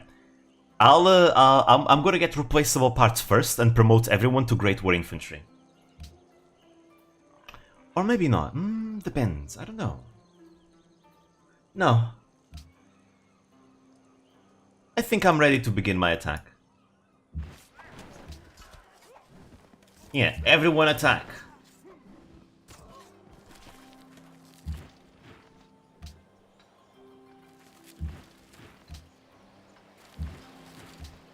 Yeah, you see, I can only move 1 tile. Only 1 tile, it's so annoying. That's why I hate fighting the Great Wall. But every time I play the Civ, every time, my neighbor always builds the Great Wall. Always. I never understand why. They always like to build the Great Wall against me. I think I'm gonna start automating my workers. Because now my empire is getting too big and I don't want to micromanage anymore. Not like I need it. Again, my infrastructure work is already done, kinda, so I no longer need to micromanage anything anymore. And if I make them automatic, the AI always improves your works into railroads, which is what I want. It's very much what I want. Okay, you go from below. We're gonna take this.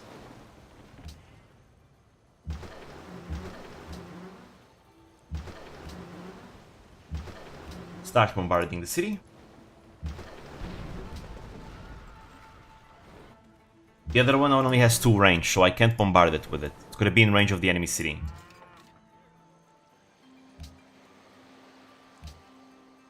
I guess I could bombard the Shrine Maidens.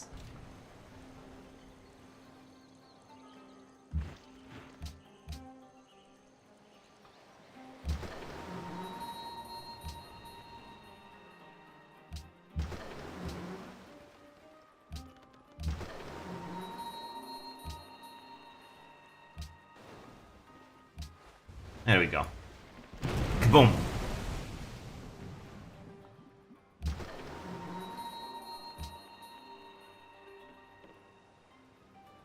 But yeah, should I start attacking everyone at some point, then the world will unite against me, and that's gonna be so much fun. Let's see, where can I make this? I guess I'll build a road here.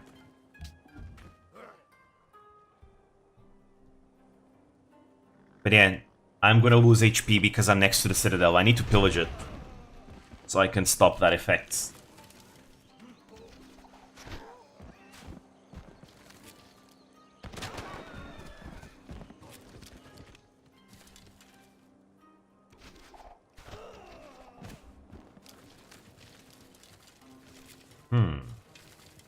That is such a good defensive location, by the way.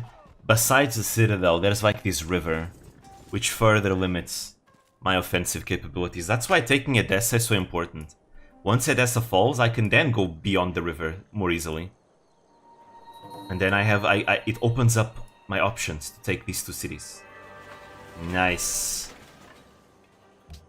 Let's not read that description. That description is Radiant non-spoilers. And it didn't pass because Lynn is the leader and that she didn't like that.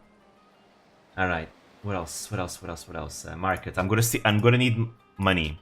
Because with a big standing army, I need to support it somehow.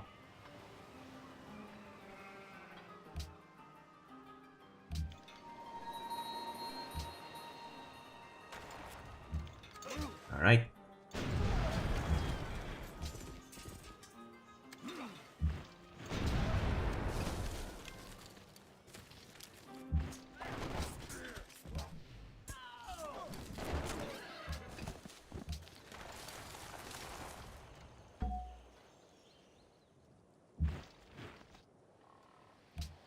There we go. Surround the city. Use artillery and bombard it.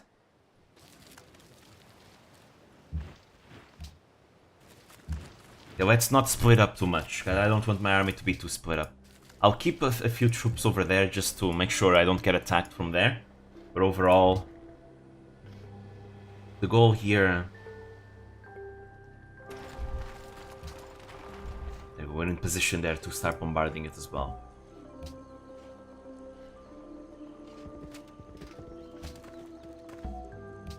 See, Great General is 2 tiles away. That's good.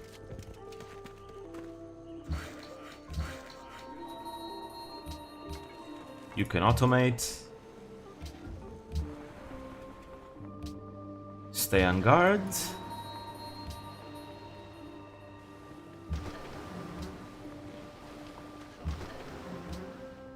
Alright.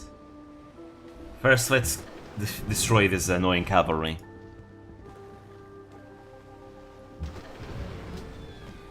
Alright. Now we can actually bombard Corona.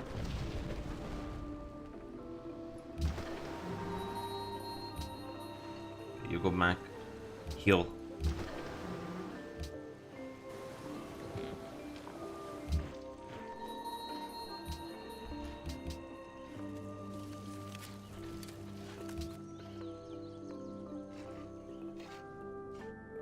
Ugh, that Citadel is nasty.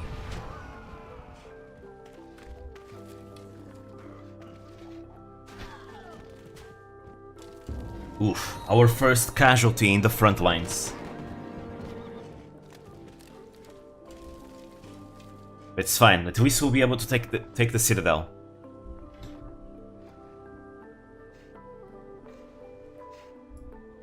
But I want to minimize my losses, because the more I minimize my losses, the less I need to do more. Is it a fact, or have I Alright. Great musician has been born. Whatever, let's just lose the culture there. Great work of music. It's FE5 music.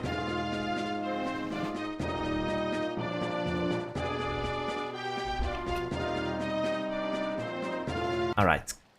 And we have aluminium. That's so nice. Our unique unit uses aluminium. We have lots of aluminium. That's so good. That's really, really good.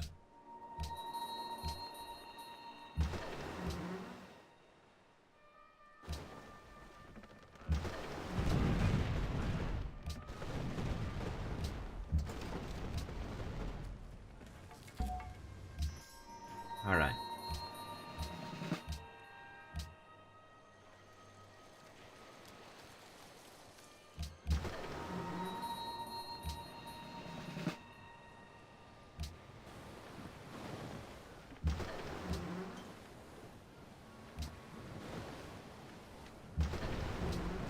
Fire! There we go. Slowly, this city is gonna start getting low, and I'll move in with a unit like this pikeman and take care of it. Actually, it would be more efficient if I did it with a melee ship, like an ironclad. I don't have cavalry, unfortunately. I can no longer make caravels either. You know what? Yeah, let's produce an iron. Oh, I don't have coal, right? I traded my coal away to Aru. That's fine. Just build an armory then. Alright. Ooh, a stock exchange would be nice. Yeah, I'll get the stock exchange. It's just nice to have. Military academy.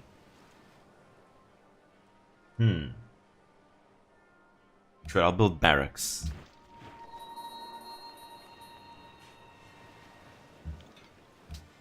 We can start bombarding Edessa.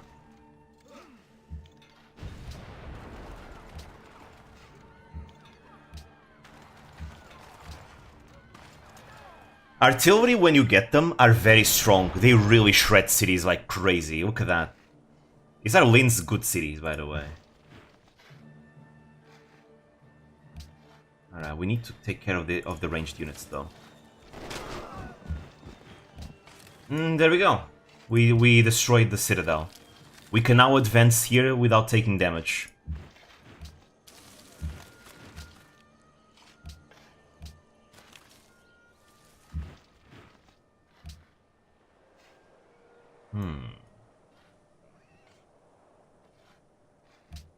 Amphibious attack.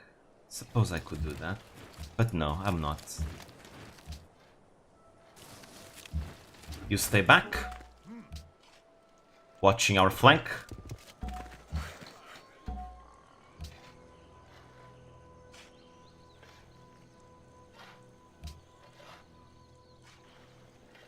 Let's see, how can I make sure you get there? Guess you can go by sea. Much better.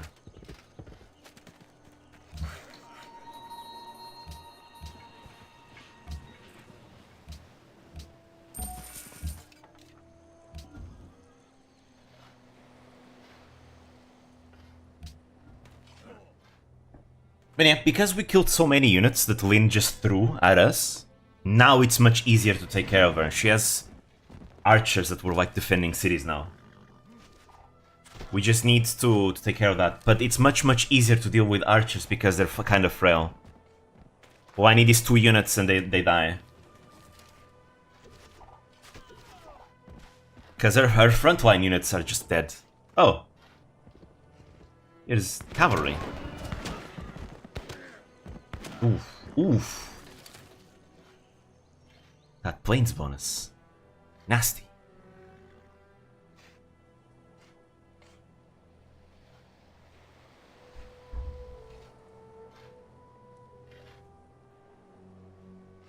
Alright. Let's keep bombarding the city.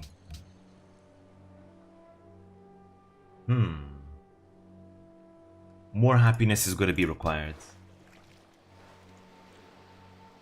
The police station is also really nice to have. Actually, it doesn't matter that much, I suppose. Only during a race, which isn't happening right now. So we'll just make more riflemen. And the military academy over here. Now shoot at the city.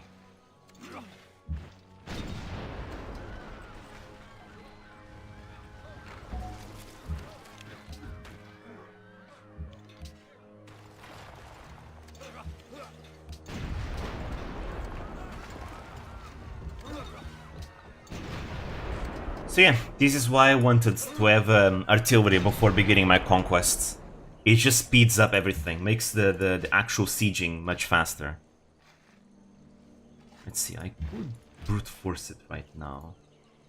But that would be kind of not good, so I'm not gonna.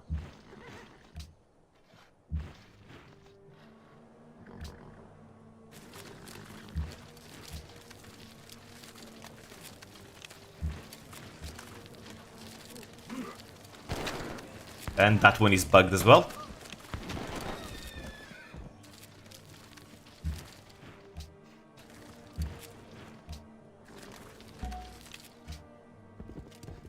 Artillery, true god of war, yep.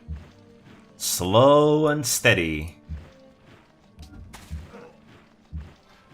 I love me some artillery.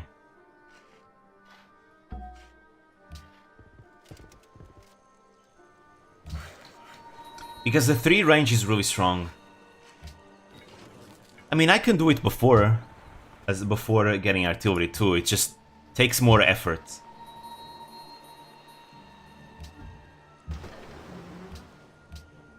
Oh, someone made... Oh, Lynn has riflemen now. See, good thing I killed her troops while they were still musketmen. Because now if she wants to get riflemen, she has to produce them. Instead of upgrading them from musketmen. Which were her experienced troops.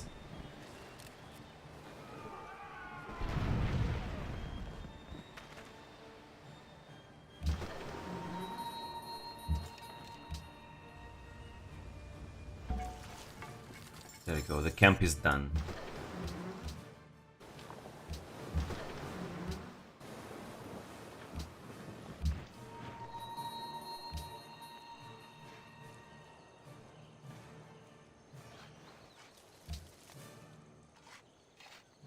Alright, I'm gonna keep my funds for things that I really need. For now. I'm gonna save it.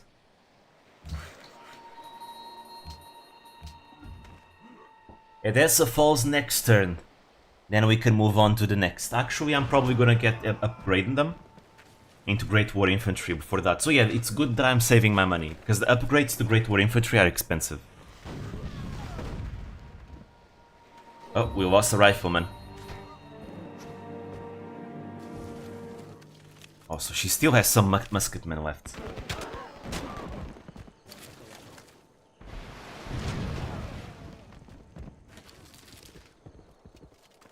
Oh?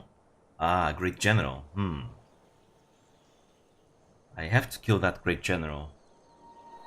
But right now, as long as we take Edessa, that's a good phase 1.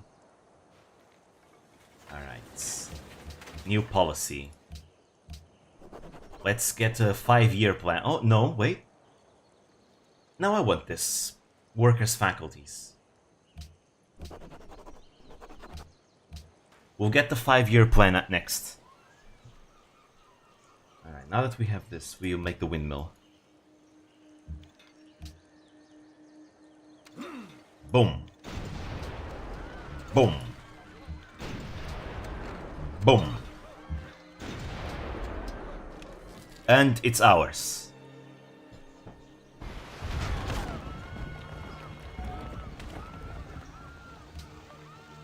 Nice. Our first victory. Now, as you can see, the territory opens up. And we can now advance to this. Or this place. I'm gonna try and siege both simultaneously. Though getting Bulgar's Manikari Shrine is more important, because we get closer to Bulgar.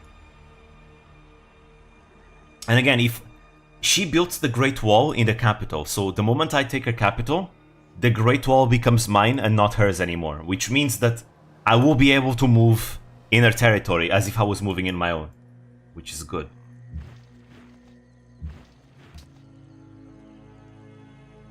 Alright, you die.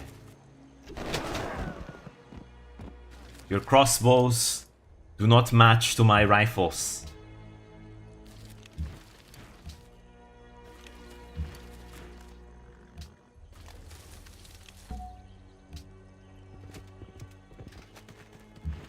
So yeah, I'm gonna try and siege both at the same time.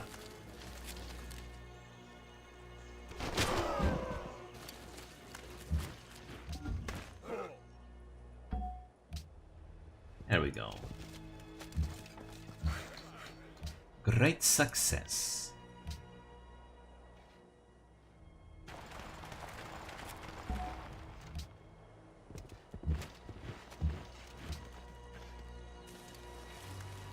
Now if I connect it with the road, it's also going to be easier to reinforce, which is good. Oh damn, she healed it back up. Alright.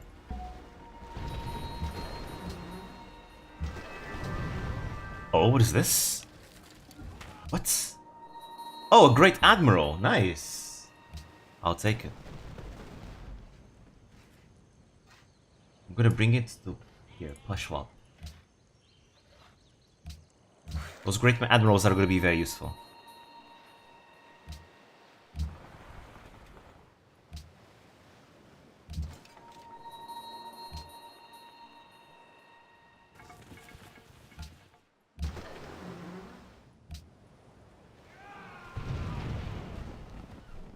Anyways, I'm being a bit silent. Let's talk about something, so I don't get too focused and silent. What can we talk about? What's been happening as of late in the VTuber community? I wonder. The new Louis original song was really awesome. Again, her songs are bangers. Love her music. A lot of Holo members are doing covers of Idol, which makes sense. Oshi no Ko is also very popular. I haven't watched Oshi no Ko yet, but I do want it. I've put it as one of the high priority shows for me to watch. So I'm intrigued. I'm very intrigued. But yeah. Actually, I think overall things have been kind of peaceful, right? I mean, there was, you know, a Kali drama, but when isn't there any Kali drama? It's not any overdoing because she's not the one doing it. It's like other people reacting to her more like. When will V-tweeters not stop going after Kali? Am I right?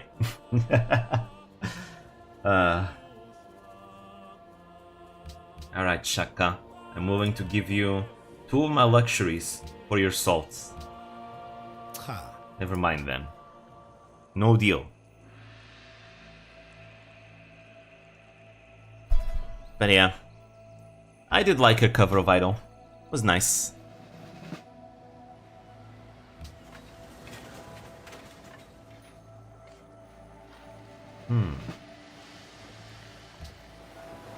There's no one around. No one around that city.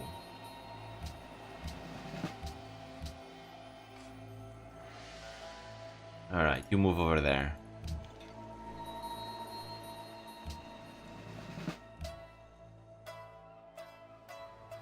And yeah, there we go. We can start doing things.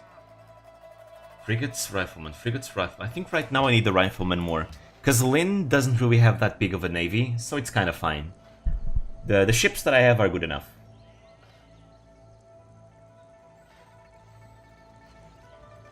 Let's keep getting happiness buildings, because those... We're gonna need more of those as we take more cities from Lin.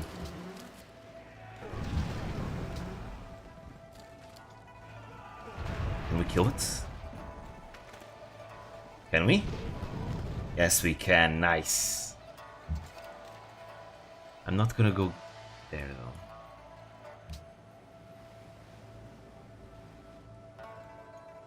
Now, over here, we can make... the production here isn't exactly the best. But it's only a matter of time until... Well, actually, I can build a worker there. Why not? I'll do that.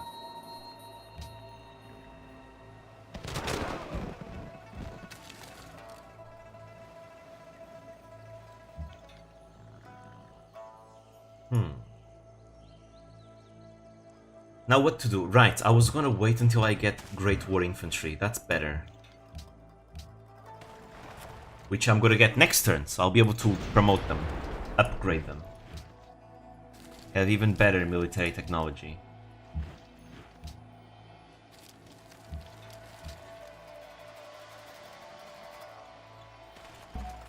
We have so many great generals all over the place. Pekora is imperialistic.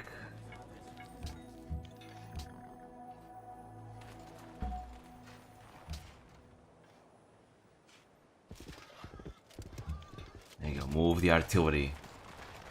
Move it in.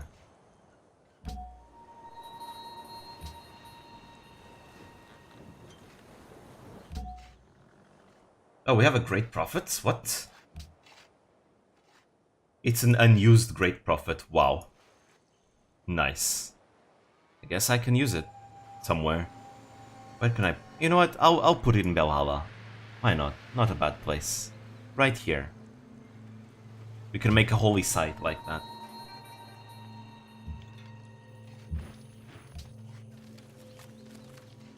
We can be bombarded there, so that's not good. Oh, hi there, ship.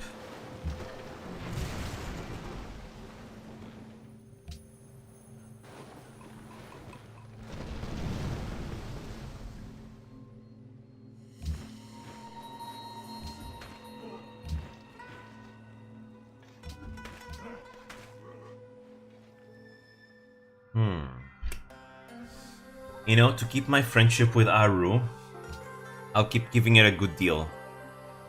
Yeah, I think she doesn't mind at all the fact that I backstabbed Lynn. Wait, really? I hadn't met this city? What? That is insane.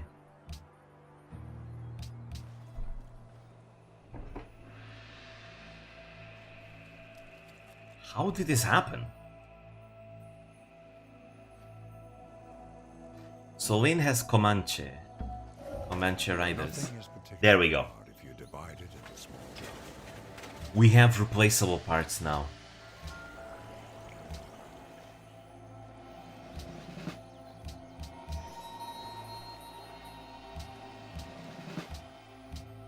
Lynn has riflemen, but I'm already one step ahead of her. Upgrades, upgrade, upgrade, upgrade, upgrade, upgrades, upgrades, upgrades, upgrade. Nice, we have Great War Infantry. Upgrades. Look at that, we were able to upgrade them all. It's very expensive to get Great War Infantry. Anyways, now that we have this, I want another artillery.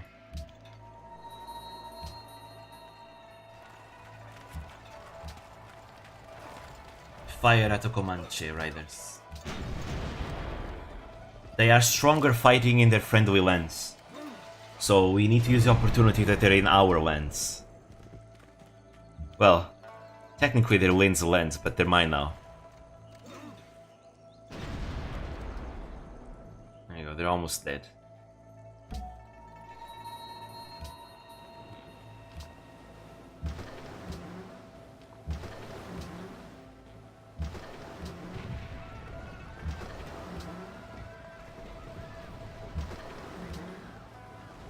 Actually, I should probably try and reveal oil. Once I have infantry, once I get plastics, I'm gonna try and reveal oil in biology. So that after that, and then I can go for flight and electronics for the battleships.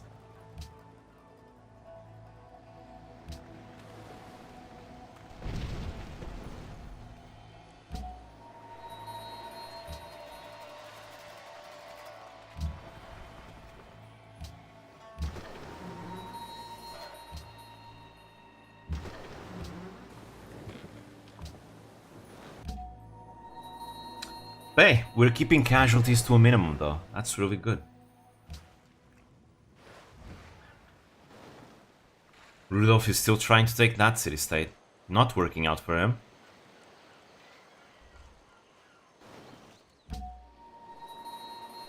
Uh-oh, I'm getting hungry again.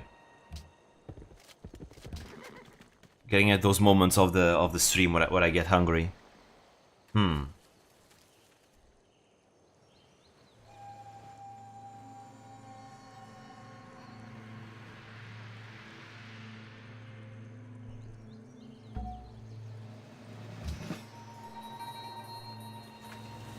Okay, there we go. New artillery.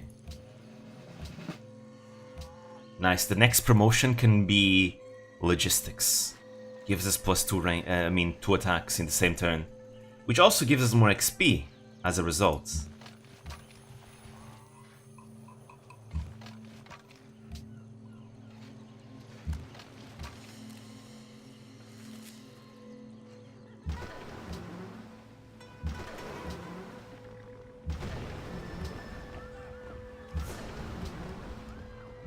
The same thing applies for our ships. They are able to attack twice after a while, which is what I'm aiming for. They already have 3 range anyway, so the battleships are going to be so powerful. Anyways, we have Great War Infantry. Time to advance once more. She still has some musketmen, huh?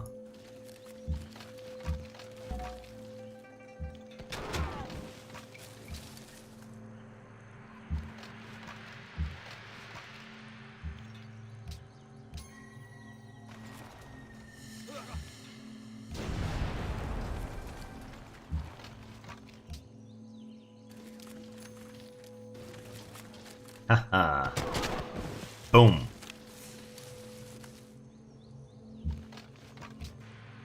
Wait. Why am I able to move through her lands a bit better? What? Oh, Lynn has dynamite. That's why. Okay, her Great Wall no longer matters. She herself has dynamite now. Which means that I can move in her lands just fine. Nice. She wants to fight my artillery with her own. But on the flip side, it means that I no longer have movement penalties in her territory. I'd rather that.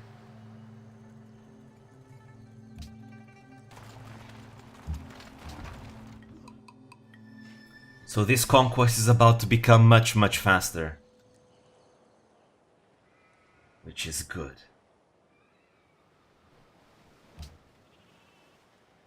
Pekora plus dynamite equals same thing, yep. Let's see, I'm gonna get that in 3 turns. I want the free tech after that. Great War Infantry, even more. And you give me a zoo. I want more happiness. Holy Sight. And you keep up that road.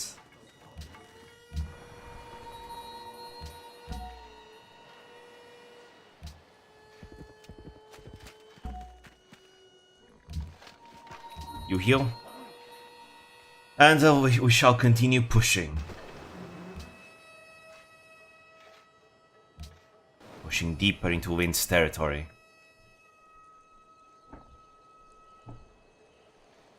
Okay, seems like everyone else is making peace with Lynn.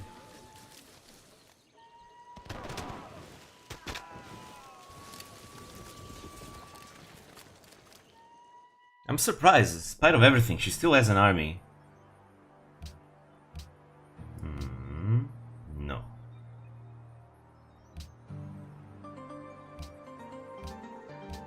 No? Really? I give you iron, there you go. Iron isn't as important anymore, I have already a lot of ships, and I'm gonna get battleships soon. Which don't use iron, they use oil. So my next objective is to get oil.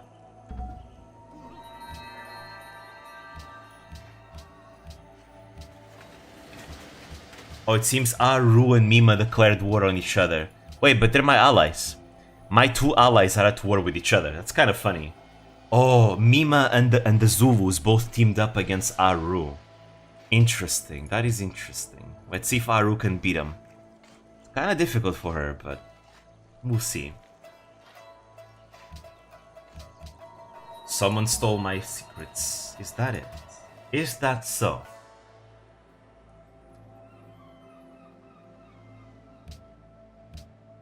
Get an armory here. Opera house here. We continue the push. Boom!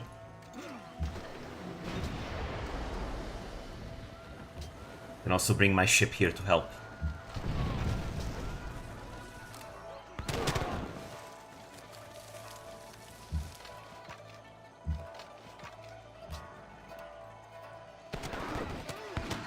Ugh, these Comanches are so strong.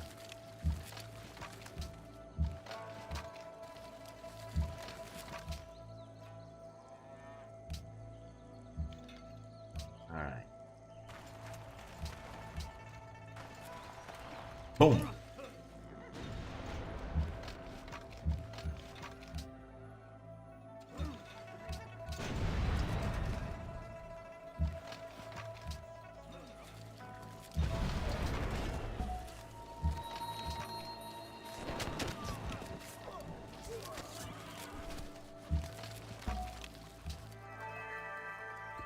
Another great general, amazing.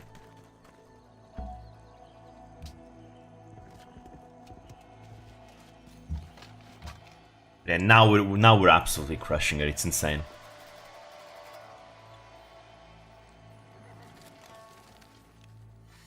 It's the power of superior technology.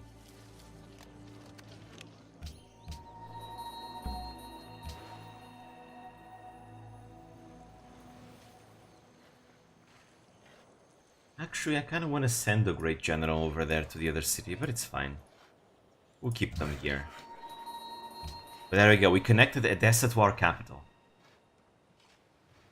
Now we don't need any more roads, because Lynn has built roads in her territory, so now that I take her territory, we get their roads too.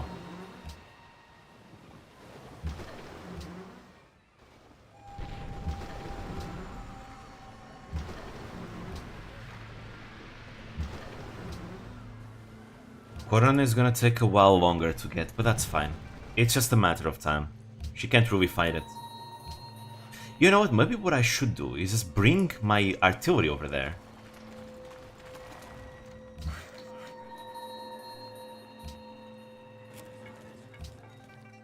We can start working on production. We get radio next turn, so I'm gonna start working on the Oxford University.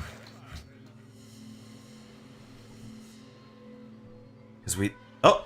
Look at that. She's giving me Corona, but I don't want that. I can get better than that, Lynn. Sorry. If you gave me your biggest cities, I'd consider it. But she's not giving me a bigger city, it's just a small city that I will take no matter what anyways.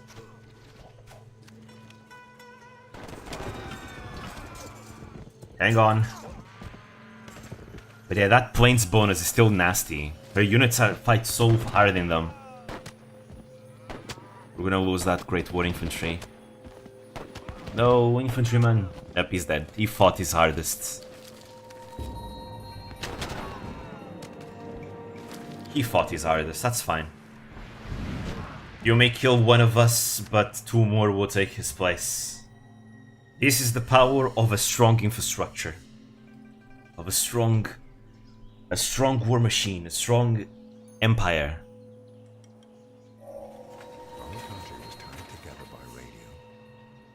Alright.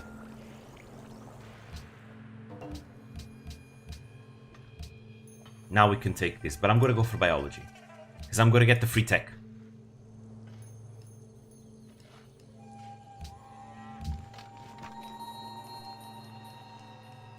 Let's see. I'm gonna get Broadway and Eiffel Tower as well. Eiffel Tower gives me happiness, which is something I'm gonna need as well. Alright, keep bombarding Karai. Karai? I don't know.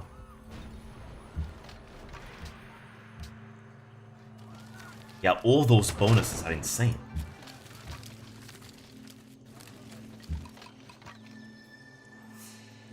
best to just let the city do its... Oh, there we go. She does have artillery of her own. It's right there. It's right there.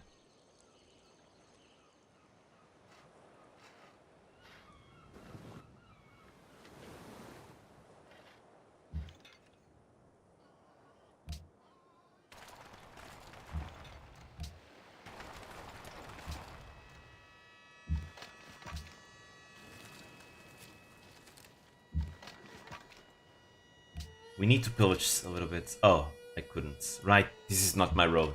That's why.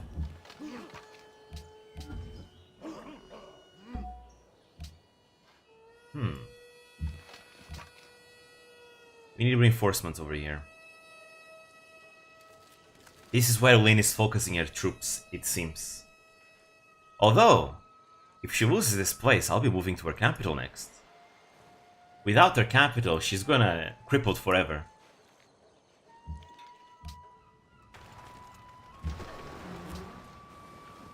Oh, she has a ship of her own now. Then again, if that ship wants to shoot, it needs to get into our range. Because we have superior range.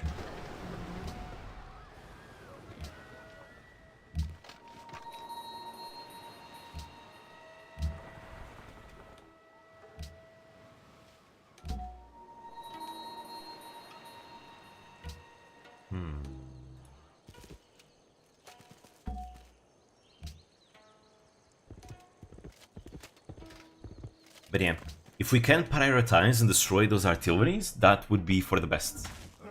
Destroying an artillery is always Oh, okay, he killed my great... Lin killed my great general. God damn it. That's annoying.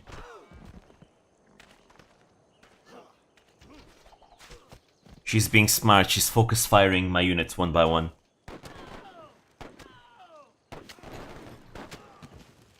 That is pretty smart of her.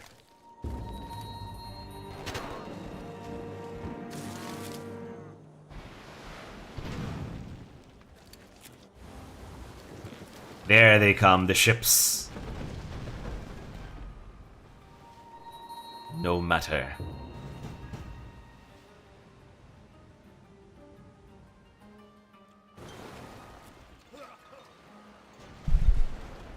In fact, keeping in mind I'm gonna get plastics right now, it might be worth to retreat and promote them to infantry. Maybe. Nah, that's gonna take too long.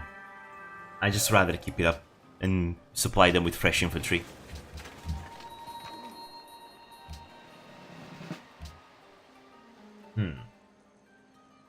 Opera House. We can now build... Ooh, the Cristo Redentor is good too. I think I'm gonna go for that first. Because it's gonna make it getting more policies more easily. Much more. Alright. These things are still weird. Give me some culture now.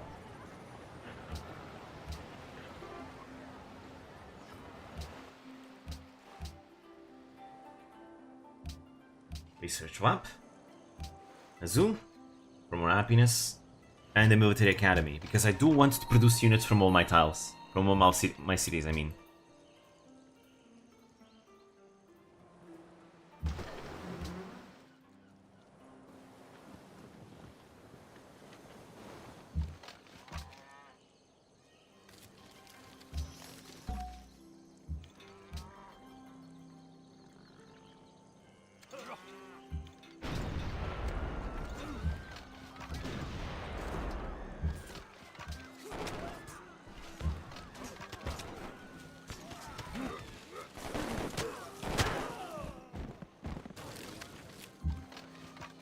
See, if I can destroy this, it's gonna be very much worth it. Your mission is to destroy the artillery. Do it. Nice.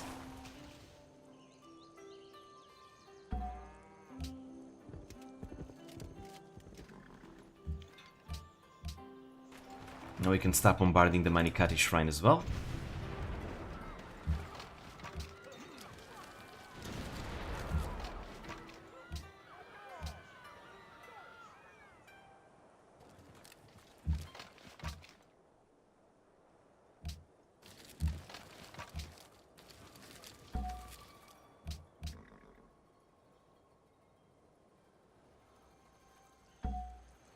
Well, since we did lose that great general, we can now replace him with another one. Because we have more where that came from.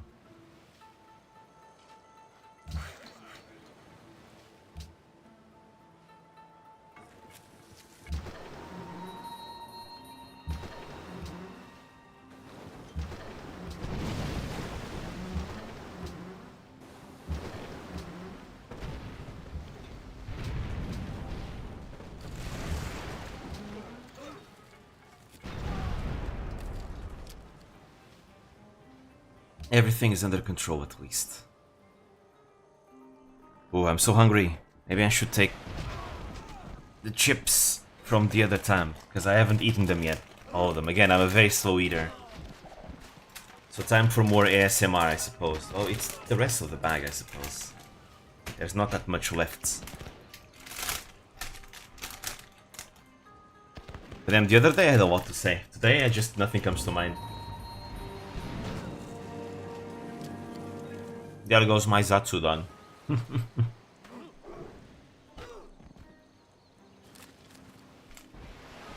got caught in Wind's Tortoise strategy. Looks like you are a red unit this time. True.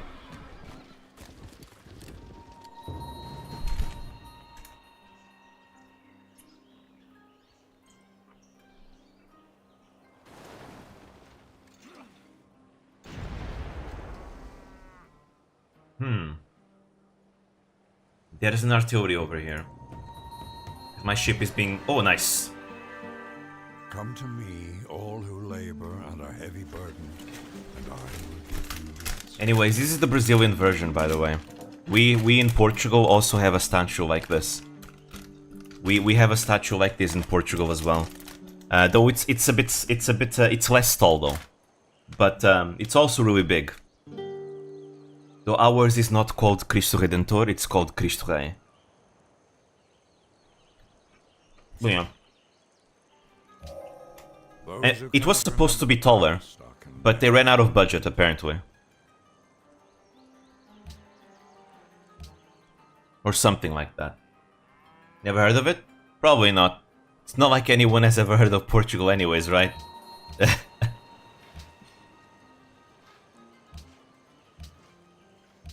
There we go. Now we can get another free tech, if I wanted. Would I get it? Actually, I guess I can get electronics like that. That's why T-posing Jesus is famous. He's taller. I mean, ours is T-posing too. It's literally the same copy-paste statue, except not as tall. And when I mean tall, I'm talking about the pillars under it. Something like that. Well, ours is being supported by pillars. And then you have an elevator.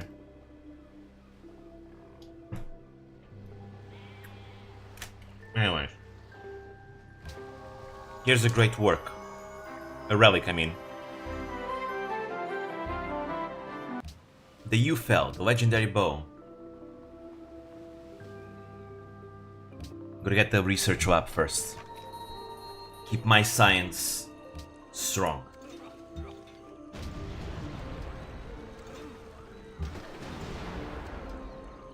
You need to run away to safety.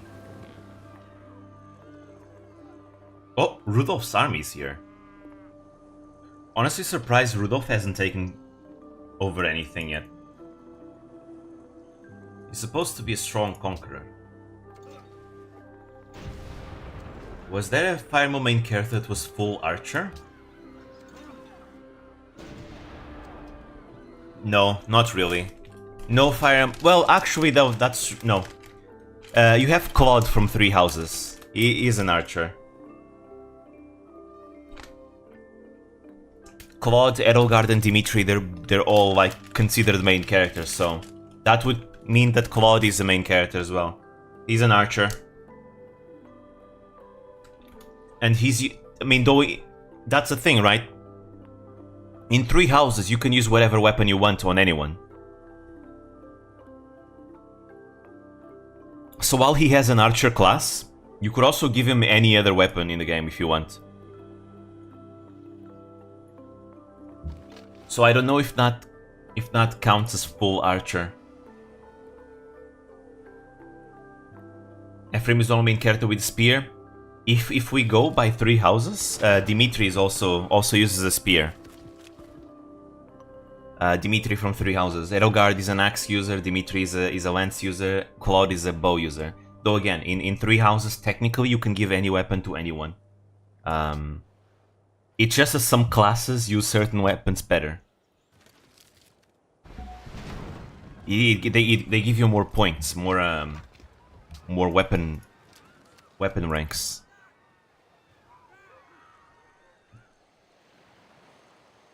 If they can use every weapon, it's not the case. Though they are associated with those weapons, though. That's why Dimitri has the Arid Bar, Claude has the Fail Knot, and Edelgard has the Amir. Those are like the weapons that are associated with them, each. Because it's their legendary weapons, basically.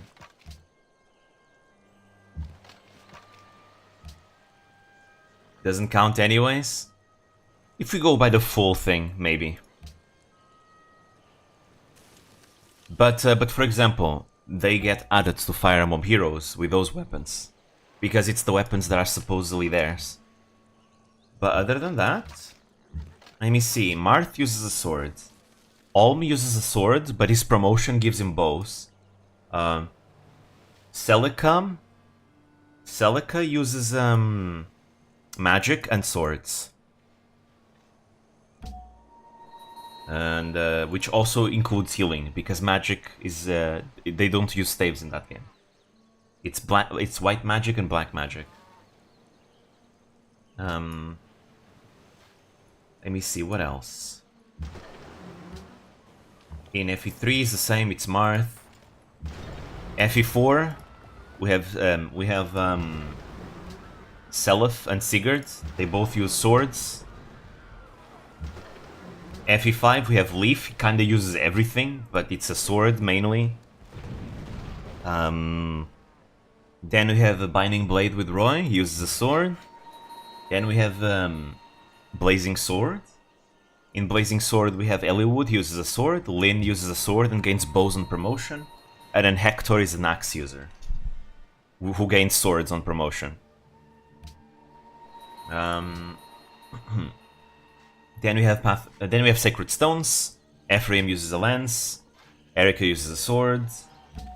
Then we have Path of Radiance. Ike uses a sword. Then we have Radiant Dawn. Ike uses a sword, and Micaiah uses magic and staves. Then we have the remake of FE1, Shadow Dragon, which Marth uses a sword. Then we have the remake of Mystery of the Emblem, New Mystery of the Emblem, in which Marth uses a sword. Also the first game with an avatar. Well, technically Blazing Sword was the first game with an avatar, but playable avatar is FE12. Then we have Awakening. Robin uses magic and swords, and Chrom uses swords. Lucina also uses swords, though both Chrom and Lucina gain spears on promotion, I think. Wait, or is it just Chrom? Or Lucina gets bows? I forgot. Then we have Fates. In Fates, you have Corrin, the main character, uses swords, and also transforms into a dragon. We also have the Royals. I don't know if the Royals count as main characters. It's kinda, you know, they kinda are main characters, but at the same time, they're not the main characters like the Avatar is. So I'm not gonna count them. And then we have Echoes, which is a remake of Gaiden. Again, Celica and Olm. I already said what they use. After that, we have Three Houses. Again, that's the game where everyone can use any weapon, but technically they have like weapons associated with them, right? Because the unique classes that they have are good with certain weapons. For example, Dimitri is his personal class is a lance only class. Yes, you can still make him use other weapons, but he's most effective with a lance. So everyone just uses them with lances. But that game was very interesting. Lack of MCs with spears and axes? No, with axes we have Hector. We have Hector for axes. And technically, Ike can also use axes in Radiant Dawn after promotion. Though it's not a pure axe thing. It's Hector, the one that uses axes.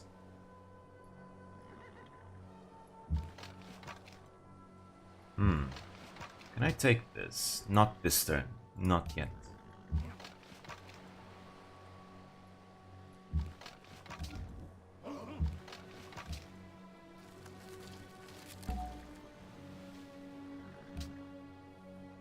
Better not to go there. I might lose my Great General. But we can now take this. Mine. Another city falls.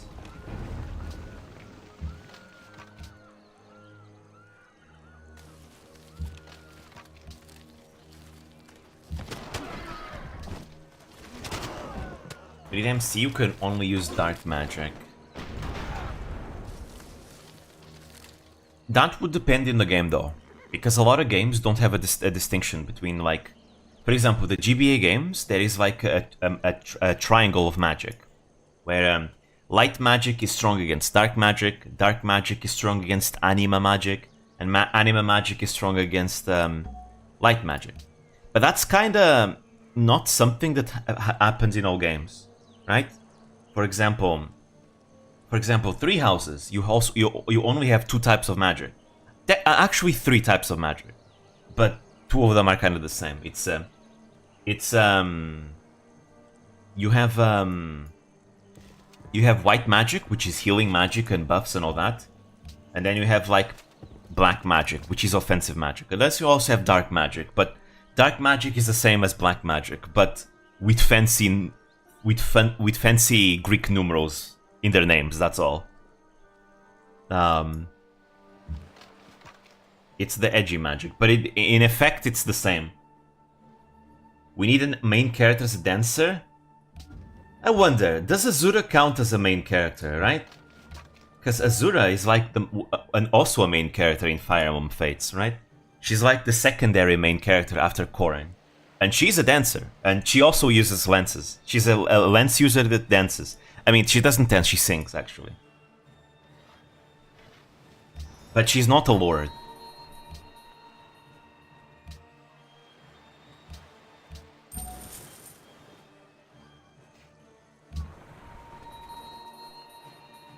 Whole support. I mean, that's the thing though. Azura is not a fighter though. She uses lenses, but she's not a fighter. Everyone just uses her to like dance and sing and all that. Not battle unit at all. It's actually rare for dancers not to be able to fight in Fire Emblem.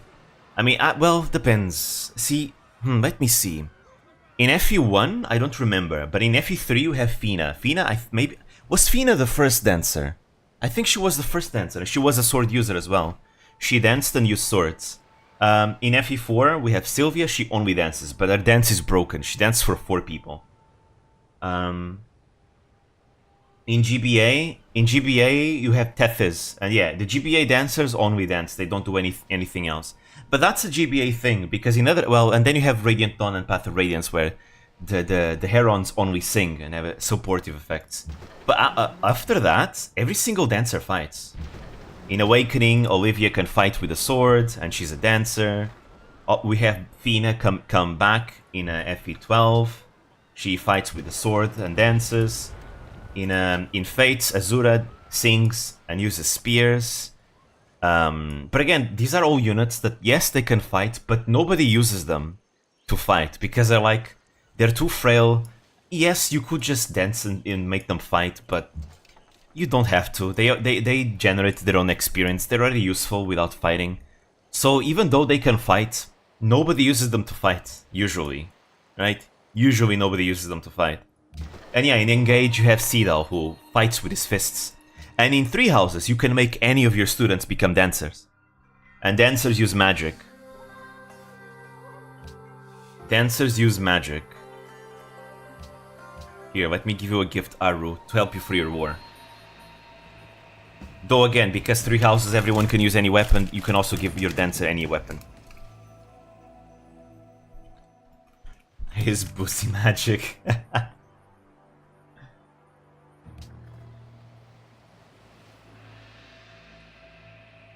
Anyways, The Manikati Shrine will fall soon. And we'll move closer and closer to Bulgar.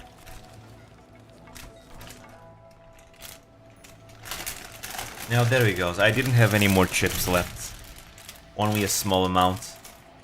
It's the same chips from last week. I didn't even finish the whole mag. Because again, I eat very slow. Very, very slow. Marikat is two breakable walls. I wonder. It does have walls, that's for sure. And it has two of them. The Great Wall of China and the regular wall. So, maybe. There is a random chance that the walls will break when I conquer the city, so hey.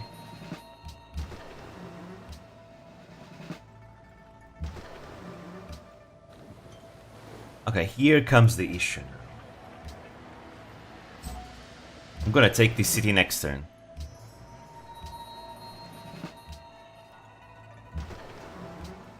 Like the OG game, yep. Corona will be mine. Corona will be mine. Next turn. I can't take it, though those ships are not melee. You need a melee unit to take it. Now we'll do the Eiffel Tower. Some brigands just come and seize the throne.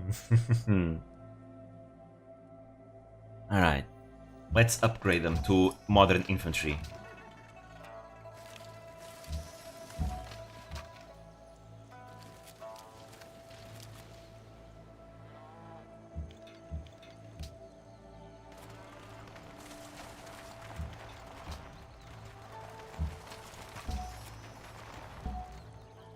We continue our warpath. We'll take Siaza first. There's probably a city here, I think. But right now, I just want to isolate the capital. I'm gonna take the cities around the capital and take it as well. Is Sue a good unit? She kinda sucks. I like Sue. Because I like mounted archers. I mean...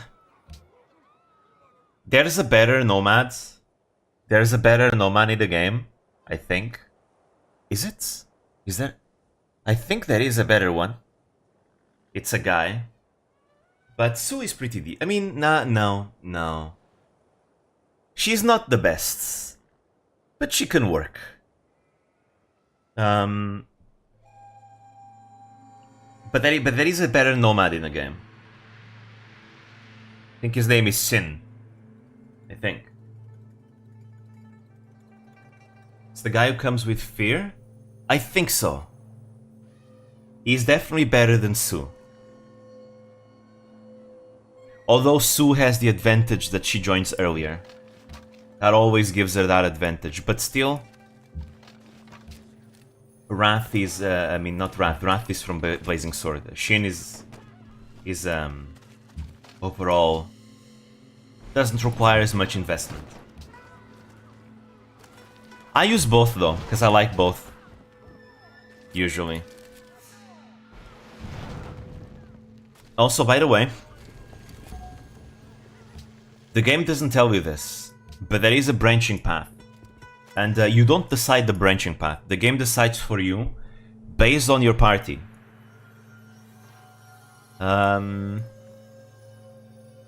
If you have like your Pegasus Knights trained, you go one route. If you have Sue and Shin trained, you go another route. Yeah. So it depends who has the most XP between those characters. Sue and Shin, or your Pegasus Knights like Shanna and her sister. Depending on who has the most XP, you go one route or the other. So that's it.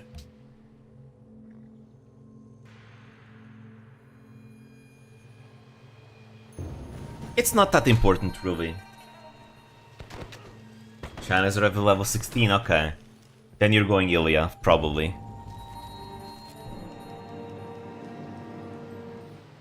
Yeah, you're definitely going to Ilya then.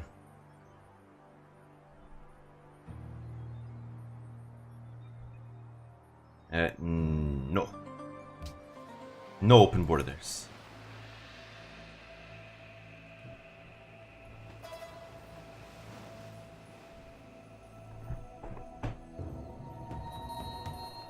We have horses, finally, and we have oil. Do we? Yes, we do. We have oil.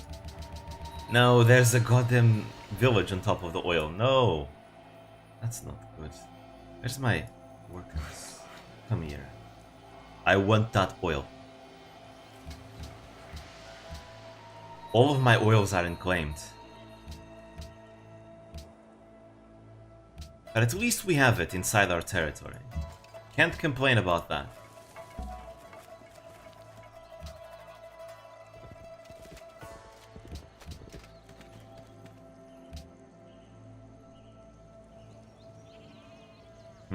Yeah, Vanessa's really good. Let's see, where shall I go next? We can go here for the happiness. But electronics though. Light. Yeah, Shanna is not as good as Vanessa. She has a harder time getting herself going, and her strength growth, I think it's worse. Also lots of axe users that you find. Yes, Vanessa also fights lots of axe users. But then, you see, Shanna loses usability. Well, no, that's not true. Shanna has trouble because the enemies of Biting Blade, especially on hard mode, are a bit stronger. And they are stronger than Sacred Stones. And then you go to the Western Isles, and the Western Isles is full of axe users. So one strategy that you can do with Shanna is to early promote her once you get the Illusion Whip. Because once she promotes, she gets access to swords, which means she can destroy the Western Isles. Usually, like, I think level 15 tends to be like a good level to early promote her. But really, it depends. You don't have to do it.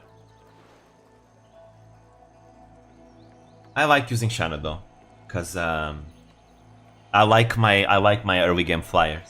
I like my flyers just in general.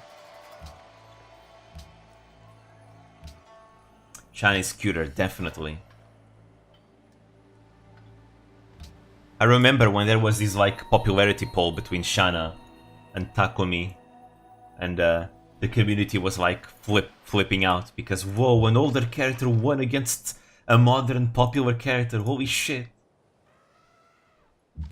It was interesting times.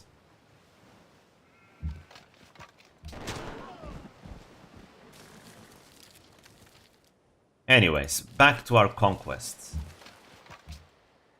Things are looking good. Because we have such good technology, we don't even need that many troops to take our territory. We can just be just fine with a few troops. Also my happiness. I need to fix my happiness.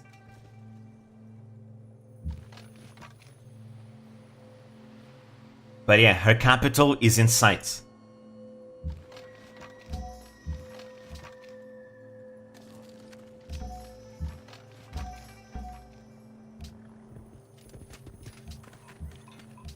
Capital is in sight.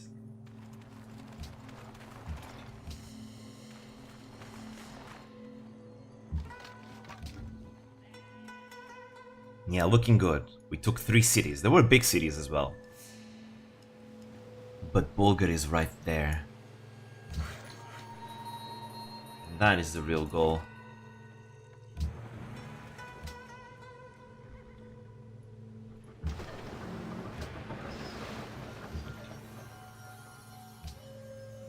Boom. Mine. I probably should raise it to the ground, but I'm feeling greedy. Yes, I'm greedy. Yes, I'm greedy. The Cali song. I love cheese. Alright. Let's bombard this. Yeah, I need to fix my happiness. This is probably going to start to cripple me if I don't do something about it.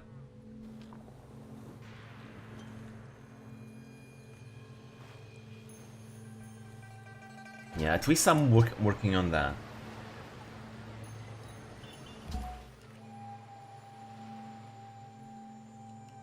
But yeah, I need to go for happiness buildings. So maybe instead of flight, I should go for refrigeration. I kinda can't say the Sacred Stones have super cute girls in my opinion, though. Oh, Tana and Tethys are cuties. I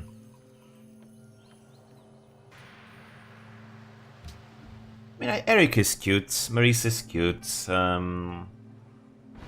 Tana is cute, well, Tethys as well.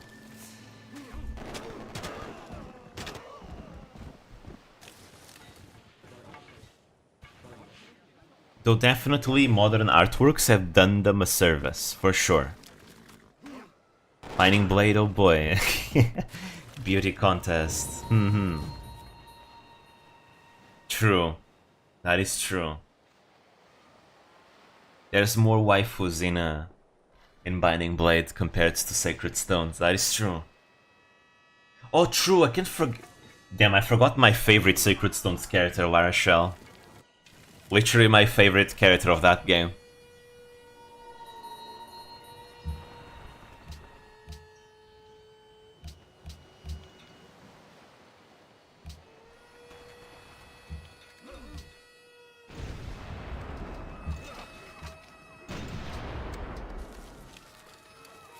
Selena is my waifu, she's dead. Ah, yes.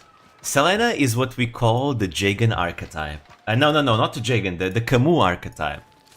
Camus was a character in the first Fire Emblem game. He's supposed to represent the grey morality, the fact that there's not, you know, on the other side of the conflict there's also good people, but for fighting for their reasons, right? The Camus archetype is named after him because usually Camus characters are like honorable and they will obey orders because they are super loyal and honorable, right? Selena is a Camus archetype. She is a character that you cannot recruit, is a good person, is super loyal to her lord, and she will die fighting you because she's loyal to her king. Even if she realizes that, you know, her king is no longer the same and things aren't going well. So yeah. Usually I think every single game has a Camus. Obviously in FE1 the Camus character was Camus, which is kind of funny because technically he kind of breaks the requirement for his archetype. There is one, but I don't want to say what it is. It's funny, but I don't want to say what it is. But regardless, Camus is the Camus of the first game. In the second game, the Camus is... Actually, is there a Camus in the second game? There's no Camus in the second game. Really, I mean, technically, most enemies you fight are Camus characters. Because in Echo's Gaiden, you know, the enemies aren't really... Well, on the Alm route, the enemies aren't really evil. They're just enemy soldiers that are just loyal to their king. That's it. The Celica route is a different thing entirely. In the fourth, in FE4, the Camus is... Well, I don't know, actually, about the Camus archetype in FE4. In FE5... Oh, actually, it was Hannibal. No, but Hannibal is playable. That means it's not a Camus if it's playable. Okay, I don't know about those two, because I haven't finished those two games yet. In Binding Blade, you will meet a Camus character as well. Actually two. Maybe two Camus characters instead of one. In Blazing Swords, you also have a few Camus characters that can kinda count. In Sacred Stones you have Selena. In Path of Radiance you have General Shiharam. Jill's father is a Camus character, for example. And Jill's father, he was loyal to the end. He wasn't really a bad person at all.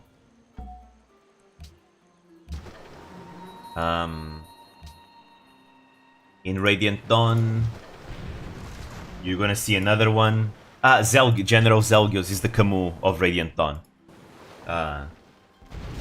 Because General Zelgios is like loyal. He's your enemy, but he's not really evil, right? Kinda honorable as well. So Zelgios is the Camus of Radiant Dawn. In Awakening, the Camus character is a boss you only fight once, called Mustafa. You fight him in chapter 10, the best chapter in Awakening, the most emotional one. It's like just a boss that appears in that one chapter, and that's it. You kill him. In Fates, yeah, I don't think there's any point thinking about Fates, because it's Fates. In Three Houses, the Camus character depends on the route, really. Depends on the route you go. So it's hard to say. In Engage, the Camus character, you know, is weird, because Camus are supposed to be honorable, but the Camus character of Engage is goddamn Marnie, the armor knight of the Four Hounds. Marnie, the one that gets killed by Zephyia. You know, she's the Camus. She's that character you cannot recruit that's an enemy that dies. But she's the Camus because, you know, you learn that she's actually not that bad and all that, right? So, yeah, Marnie is the Camus character of Engage. That's kind of funny to think. I think a lot of people are gonna be very angry at that fact. But I find it hilarious. She's the brat. She realized it only before death. They needed to tell you her backstory so you would feel bad after she dies, you know? That's what they do. A lot of people don't like the Camus archetype. I like it. I think the Camus archetype is good. However, I think there are good ways to do it, and bad ways to do it. And I think Marnie is not the good way to do it. It's not good at all, you know? Because Marnie, she was just someone who liked killing and was an asshole. And then, look, let me tell you my sad backstory so you feel bad. Also, I'm not bad anymore, because now I learned that Vale had a sad backstory too. So, like, you know, and then she dies immediately after in the next chapter. It's like, come on. You know, come on, Engage. I know you want to give us, like, good moments, but you need to keep in mind that good moments alone is not good enough. Okay, finally, I found a theme to talk about this stream. Let's talk about writing, everyone. Let's talk about good writing and bad writing and all that. Again, don't get me wrong. I love Engage. I love Fire Emblem Engage. It is a very fun game to play. Probably one of the best in the series in terms of gameplay. I love it. And anyone that tells me if it's worth buying or not, this is what I'll say. If you like Fire Emblem for the gameplay, yes, it is 100% worth buying. Because the gameplay is just amazing. Now, some people tell you, but why would you buy the game if it's only good for the gameplay, right? That's only like, the game is only good because of half of it. Well, I don't see it that way, because I personally play Fire Emblem for the gameplay, and I replay the games multiple times.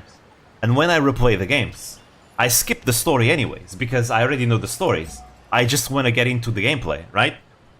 So to me, the story being bad isn't actually half the game being bad. To me, the story being bad is only like a small percentage of the game being bad, a very small.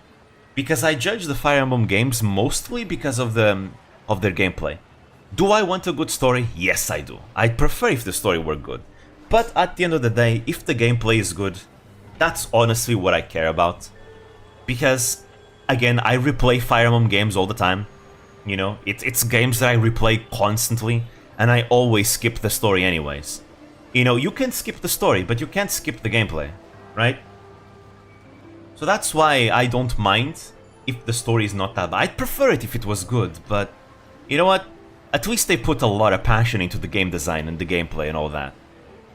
So that is all I could ask, really. No, that's not true. I could ask more, to be fair. But again, I still want the next game to have a good story, because I'm gonna rant. If the next Fire Emblem game has a bad story, I'm gonna make a video ranting about it. But here's the thing. The story of Engage is silly, and I don't mind silly stories, you know? I think silly stories is fine. I like the characters of Engage. You know, I don't mind silliness, right? That's not where I criticize Engage. It's not the silliness. It's not the over-the-top, you know, tropes and all that. That's not where I criticize Engage. Because silly stories are fun too. You know, I do like me a silly story. It reminds me of theater acting, where in theater, you know, the acting in theater tends to be very over-the-top silly too. Depends on the theater, obviously. But a lot of it, like comedies and all that, do it like that. However, even a silly story can be good, you know? And I feel like while Engage has, you know, nice characters, you know, likable characters and all that, and he's silly and he's funny, I just feel like the writing is still weak in spite of that. It would be great if story changing after death of one of the main units, like 5 friends starting as adventurous soldiers, and when someone dies, story is changing. True, I mean, Fire Emblem kinda does that to a certain extent, but they don't do it too much because that would mean they would have to make different routes and all that. In my opinion, I prefer if my Fire Emblem games are linear. Reason being is that if the game is linear, they can focus their resources into making a more polished experience. Because the more routes they have, the more they have to divide their resources into making those routes. That is why Three Houses sometimes feels unpolished. Because Three Houses was a very ambitious game. Very, very ambitious. Has 4 routes, 4 different routes in that game. And you can tell that, yeah, there's lots of reused maps. Lots of recycled content because there's so many routes. I mean, yeah, if you have the resources to make, like, lots of routes and all of them feeling polished, hell yeah, great. But usually I think they don't like doing that. You can even leave one of the main characters and in the end he is a broken man, but do it to the end for friends. But yeah, I feel like Engage should still have a good story. Even if it's silly, it should have like a good silly story. The problem is Engage has this thing that's been criticized in older Fire Emblem games as well, which is the storytelling habit, the bad storytelling habit of we want to make cool things, so let's just give cool things to the audience, but let's not actually care how we get to those cool things, right? This is the problem, right? We have all these emotional and cool scenes, but the journey to get to those scenes is just absolutely terrible, and so because of that, the payoff ends up being not good. Like Marnie was just a one-note asshole character for the entire game. And then before she dies, she tells you her backstory and you're supposed to feel bad at her. Like, I can't feel bad at her because of that. I can't. Like, we were the entire game she was a one-note character. I can't feel bad for her. If you want me to feel bad for her, you need to show me more sides of Marnie throughout the story, you know, built up, you know. Instead of telling me about the backstory, show me a cutscene, a flashback, you know. Show me like a situation that relates to her backstory.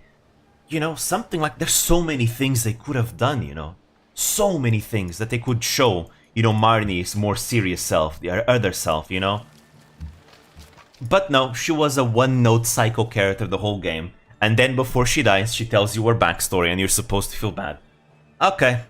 Sure, and again, Zephyr and Gris was even worse, because Zephyr and Gris, once again, one-note evil characters, and then you defeat them, and then they're dying, and then you have this scene where they're telling their backstories, you know, before they're dead. You're supposed to feel bad. The scene is good, it's a good scene, but it just doesn't have as much impact, because they were one-note evil characters the whole time.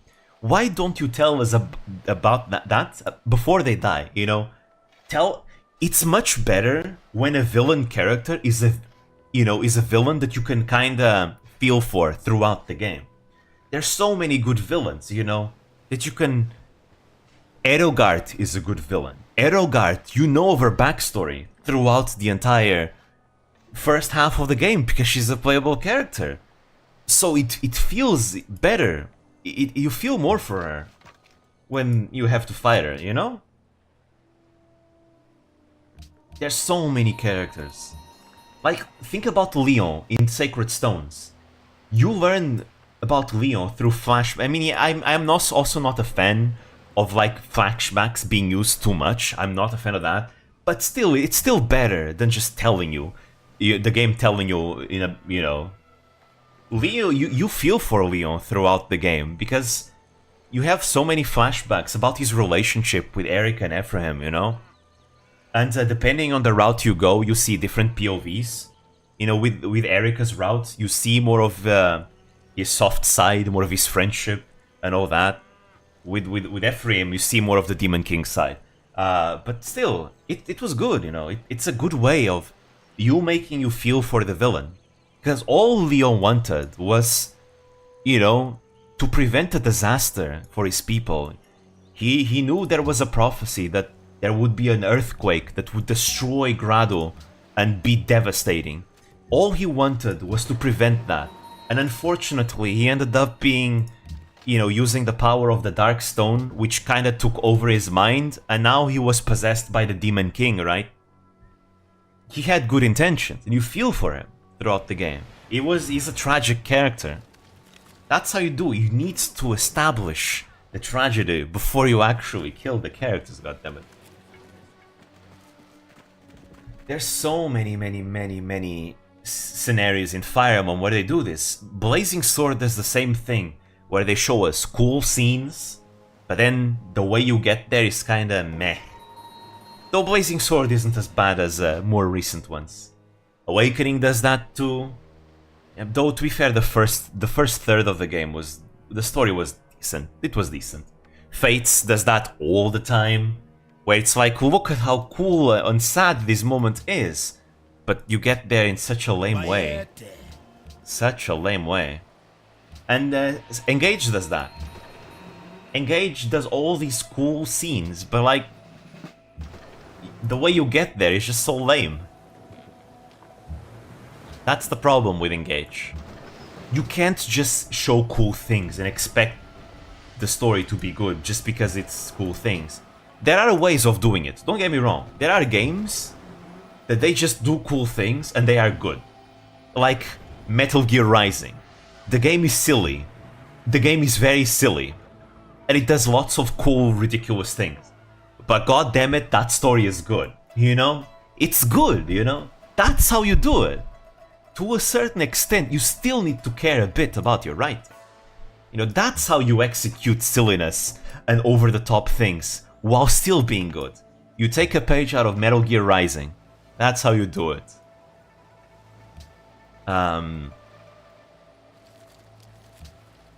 But yeah.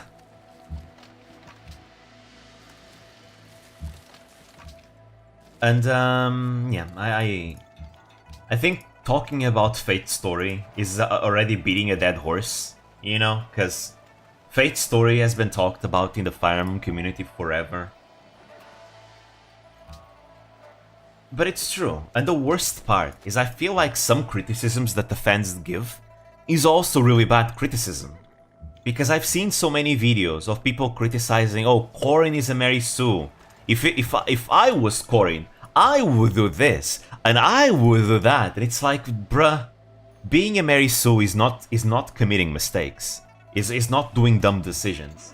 Being a Mary Sue is when you do dumb things and the story doesn't punish you for it. You know? I mean, it depends on the context, obviously. But like, here's the example. And again, I will spoil Fate's story because no one is missing anything. It's a terrible story. It's one of the worst in the series. It's terrible. In Fire Emblem Fates, you have this scene in Conquest where you just found the Rainbow Sage, who is said to give power, right? Anyone who meets the Rainbow Sage is given power and is, you know, yeah, is given power and all that. So Corrin in Conquest is working for King Garen. King Garen is evil. Very evil. Very, very evil.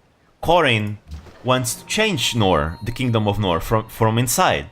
So he wants, you know, he's fighting alongside Nor, the evil ones, because he believes that's the best way to change Nor for the best.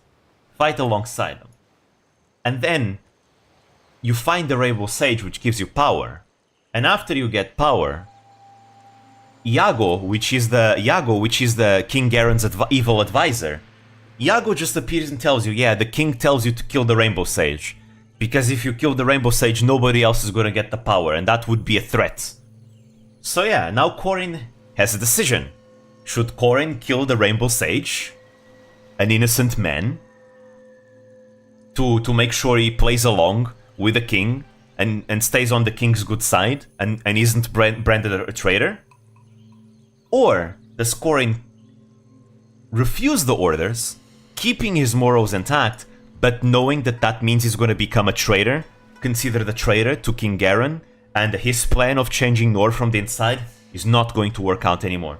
What will Corin do? This is a very interesting choice. It's very interesting. Hell yeah. What does Corin do? Well, Corin doesn't make a choice. The story makes the choice for him. The Rainbow Sage is like, don't worry, young man. I'll just end it myself, so you don't have to stain your hand. It's like, well, gee, now Corin doesn't have to make a hard decision anymore. So yeah, the Rainbow Sage dies. Corin doesn't sacrifice his morals, and he isn't branded a traitor either. Oh, there we go. I'm gonna take all of this. Now we just need to take care of our happiness. So yeah, nothing happens. Oh wow, Lynn was kicking Rudolph's ass? What the hell? Wow. Interesting. Anyways, prepare. I'm gonna have lots of unhappiness now. Anyways, I'll declare war on her afterwards. She gave me the cities, I'm gonna take them, you know? I can conserve my strength by taking them whole. And now I can just focus my army to conquer Bulgar. Once 10 turns pass, I'll declare war. I have 52 unhappiness though, holy shit. Okay, before I declare war, I gotta just get my happiness back up, otherwise I'm gonna lose my cities. I don't wanna lose my cities. There we go, Colosseum.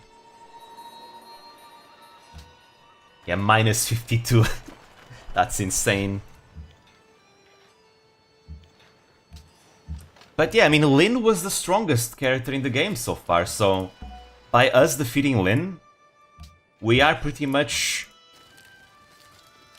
keeping ourselves as the strongest superpower in the game.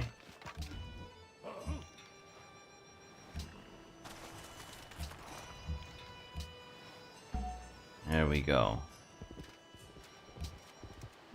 But yeah. And here's the thing. Look, I get it. The old man doing like a heroic sacrifice to try and preserve the main character's innocence and all that. Sure, you know what? I can, even though it's a missed opportunity for an interesting decision, I can still look the other way.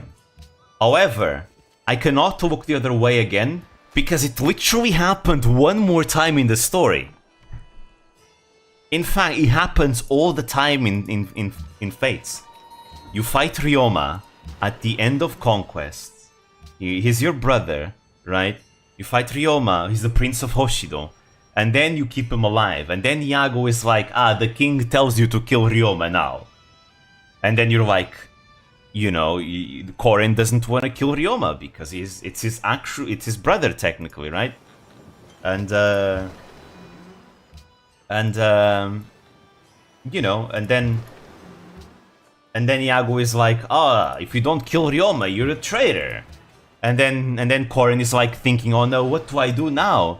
And guess what? What does Corin do? Nothing. Ryoma decides to commit seppuku so that Corin doesn't have to make a decision. It's literally the same scene as the Rainbow Sage. Literally the same scene playing out the same way. And once again, Corin does not, you know, Corin does not have to do any hard decisions. This is why Corin is a Mary Sue. It's not because Corin does dumb decisions. You know what? Corin making dumb decisions makes him less of a Mary Sue. Because at least that way, he's not completely perfect, right? The problem is the story itself that treats him perfectly. Any dumb mistakes he does The story gives no consequence to those mistakes. Everyone still sees him as the same person. Oh, Corin just killed people? That's fine, everybody loves Corin. But Corin did nothing wrong. Right? This is what I mean. Like, literally, there is this one scene where Corin has to suppress a rebellion in this city, right? And after he suppresses the rebellion, there's this agent of King Nor called Hans. Hans just starts killing civilians as an example and all that. And Corin is like, wait, no, don't kill the civilians. And then Hans is like, too bad, King's orders. If you stop me now, you know, you gotta go against the king. And Corin is like, oh, damn, I have to endure this. You see, so Corin decides to do nothing and lets the massacre continue, you know? So what happens after this? Nothing. Does Corin have a bad reputation after this? Nope. Is Corin known as like someone who enabled the massacre? Because let's not forget that Corin is the commander of the army technically. So he is the one technically in control. Nope. Corin has no reputational issues. Everyone loves Corin. Corin does nothing wrong. The people and everything is fine. The only time in the entire game where Corin gets called out for enabling all these cruel massacres is when Corin arrives at the capital of Hoshido, because he's an invader. So the citizens in the capital are like, yeah, this Prince Traitor is back and all that, right? That's the only time. This is Amerisu. Amerisu is not a character with a special power. Amerisu is not a perfect character. Amerisu is not a beautiful character. Amerisu is not a character loved by all. No, Amerisu is none of that. Those are traits that Marisus usually have, but those traits don't make them Marisus. Amerisu is a character that is literally the center of the entire universe, the center of the story. The story will protect the Marisu from consequence, you know, everything. The Marisu will be loved by all because Marisu is free of consequences. It's just Marisu is a product of bad writing. That's what a Marisu is. As long as the writing is good, it's not a Marisu. You can give her all those traits you want, but so long as the writing is good, then it always prevents the character from being a Marisu. Marisu is bad writing by definition. Because Marisu originally was a character meant only for wish fulfillment. So it doesn't matter how many contradictions you give the character and how much it breaks the story, you know? The original Marisu absolutely broke the character, the original character. It was a fanfiction, you know? It was a Star Trek fanfiction, right? Meant for the wish fulfillment of the author. And every single character in that fanfiction acts in ways that they don't act usually in canon, right? Because they act in a way for the wish fulfillment of the author again, right?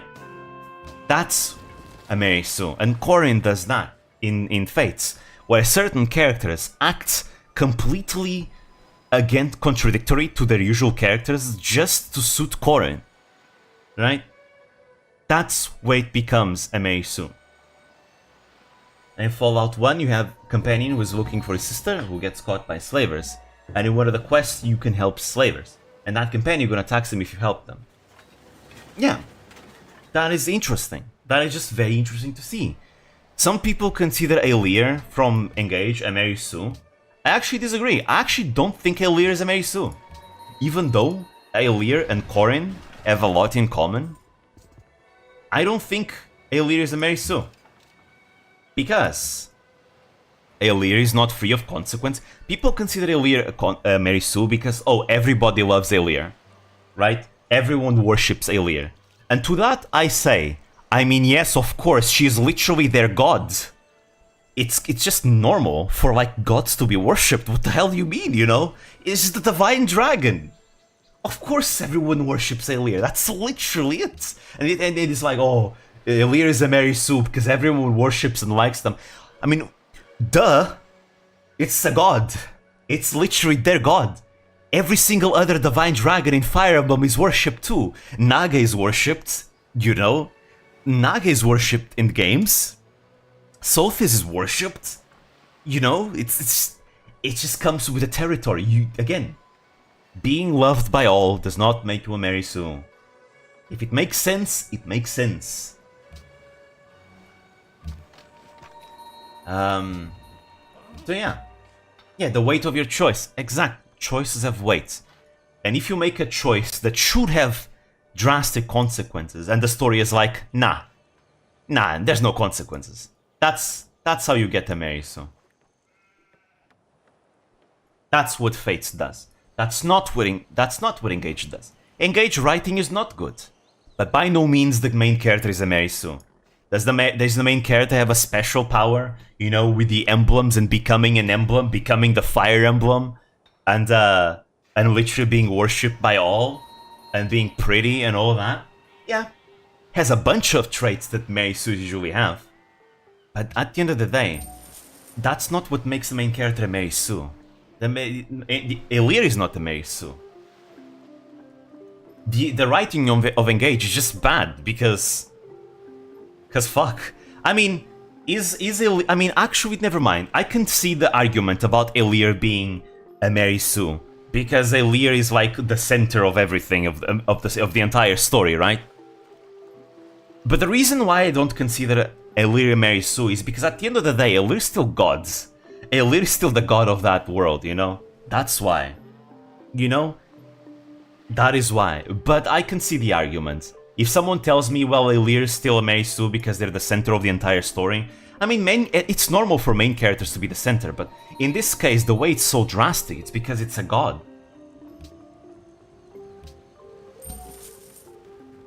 It's really funny, because a lot of people say, this character is perfect, therefore it's a Mary Sue. But when they see a flawed character, then, you know, they don't recognize that as not being a Mary Sue, like Micaiah, for example. Micaiah is a very flawed character, you know? She literally chooses her people over innocence. She chooses to kill people over innocence, right? Now, you might tell me, then, there you go, that's the point, she's a Mary Sue, because she's free of consequence, people don't hate her for it. That's not true.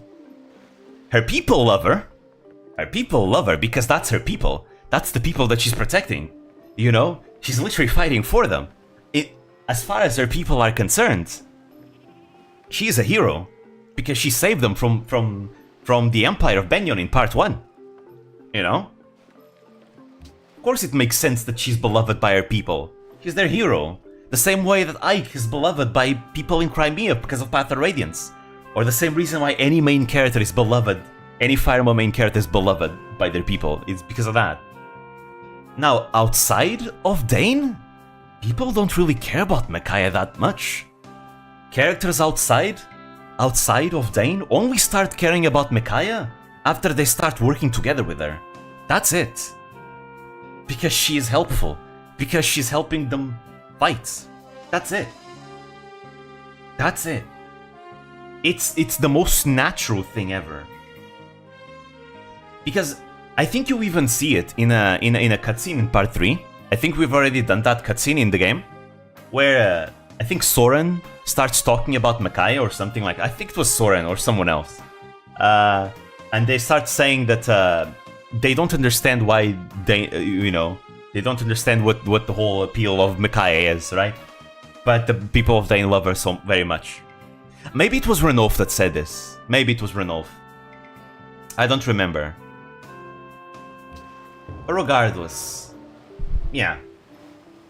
Kind of confused how he died. Even Murray is worshipped by one village, but still. Kind of worse of how he died, revived as Shadow, but reincarnated as Fire Emblem, but still have physical bodies and even have kids with his wife. Wait, who are you talking about? You're talking about, Oh, you're talking about Elir. It's because Elir still has a body. Because at the end, even though Elir became an emblem, Elir still has her own body. That's why. The other emblems are not from this world. They do not have bodies. That is why.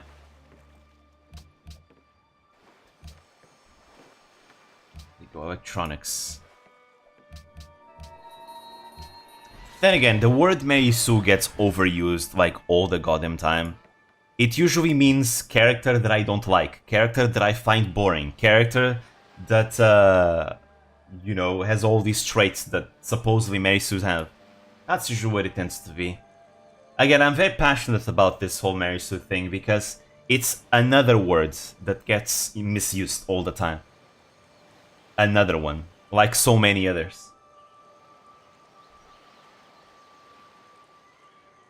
Remember when simp was thrown all the time? Fortunately, the Vtuber community has a different meaning for simp, but remember when simp, where everyone was just calling each other simp? This was before Vtubers adopted the term. When you do good thing for girl, you are simp, right? Oh, you were nice to a girl? Simp. But remember those times? Yeah, I do not miss them. Or in the Fire Emblem community, there used to be a time where any female character that was even remotely alluring, immediately they were calling her thought. Thought here, thought there. That's another example. Get sad when in the end Mauvia dies in Somali like a nobody. Ah. Yeah. I mean, think about Alfred. Alfred's ending, he dies. In any ending, if he doesn't marry the Elir. Alfred, if he marries Elir, Alfred survives. If Alfred does not marry Elir, then he's going to die young, because he has a disease. That's, yeah. He also has a bad ending for himself. So the only way for Mauvia to have a good ending is to marry Elir.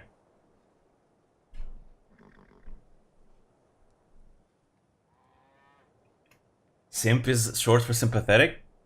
I don't know what simp is supposed to be. But, I mean, really? That doesn't sound right. Because a simp, the actual definition of a simp is like someone who does favors for a girl with ulterior motives, because, you know, usually they want to date that girl, so they're doing favors and they're doing things for that girl because they're expecting to date that girl or something like that, you know? They believe that by doing those favors, it's gonna convince the girl to date them or something. That's what simp is. I think that makes no sense calling it sympathetic, because that's nothing about... That is not sympathetic at all. Like, that's not at all what the word is supposed to be. Because that's the contrary of being sympathetic, I'd say. It's being fake. Elir pussy having effects. That's convenient. I hate the word weeaboo. So there's two different words. There's the word weeb and weeaboo. Technically, they mean the same thing. But people, at this point, the anime community has adopted the word weeb. Now, weeaboo is an actual thing, though. It is. A weeaboo is someone... You know, the Filthy Frank made a very good video on that. Because it is a thing. You know, it's not degrading if you're using it the right way, right? Weeaboo is someone who has an unhealthy obsession with Japan, sees Japan with rose-tinted glasses to the point of being completely delusional and doesn't actually know about Japan because they think Japan is anime, right?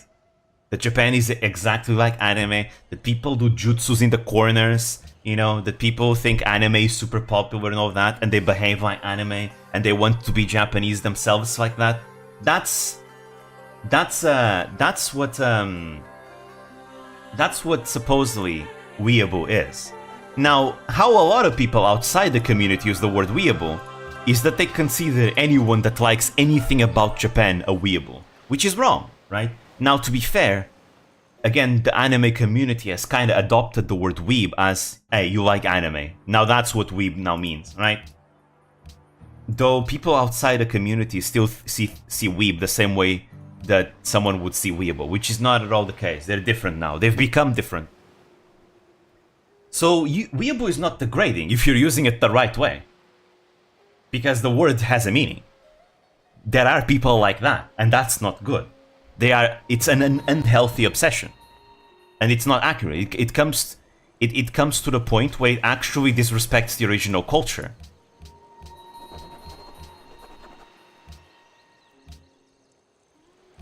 You know, I love Japan very much, but like, at the end of the day, you know,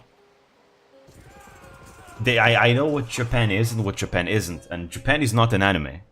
That's for sure. It has its flaws, and anime is not even... Honestly, I'm gonna be honest, if I go to Japan, anime is like the least of the things I'd be hyped about Japan. There's way other things to be hyped about in Japan, rather than anime. Oh, I like anime, but still, you know? Hector from FE7 is Hector from FE6? Yeah, because FE7 is a prequel to FE6. FE7 is a prequel, it happens before Binding Blade.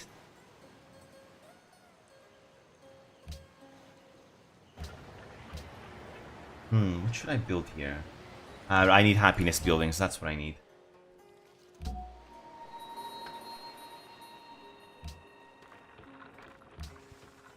There we go. You go there. I finally got myself some oil. But yeah, right now I'm just trying to manage my happiness so I can go back to conquer Lin. Our territory is almost completely under my command. I have like more than half of the continent, of the entire continent. After I'm done with her, I'll attack Rudolph.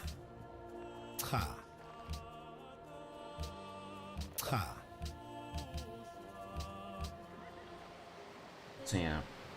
So Roy or Sue can be the kid of Lin. Yes. Yes, Roy can be the Roy can be the... Yeah, both of them can be children of Lin. Yes.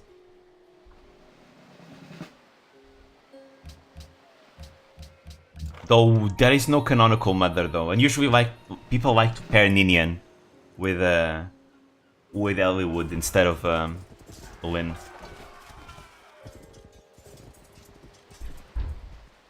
I've been called heretic for being an anime fan by Warhammer 40k fans, and I don't like that. I mean, you know what they say. Remember the Gura advice. You know, you shouldn't care about that, because at the end of the day, you're living for yourself, not anybody else.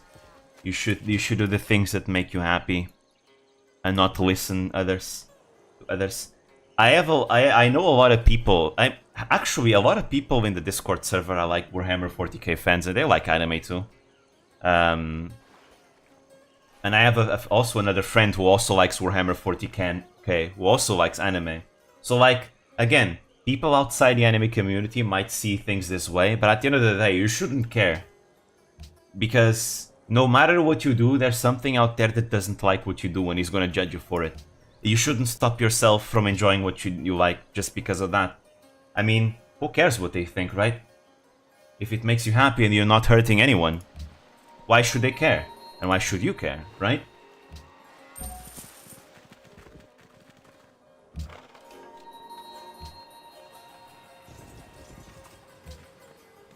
Like, I've seen people trying to shame Vtuber fans for liking Vtubers, which is pretty much the same thing. Like, okay, good for you. You don't like Vtubers, but people will still enjoy Vtubers, you know?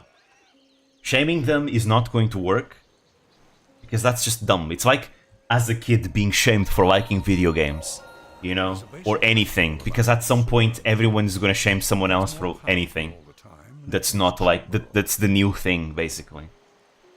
Anime is becoming more popular, so the whole shaming for liking anime is becoming less and less of a thing. One day VTuber is gonna be the same thing, and then a new thing will come out, and that new thing is gonna be popular amongst the youth. And people are going to be shamed for liking that thing. And then, you know, that thing is going to become normal again. Anyways, let's go for nuclear fission.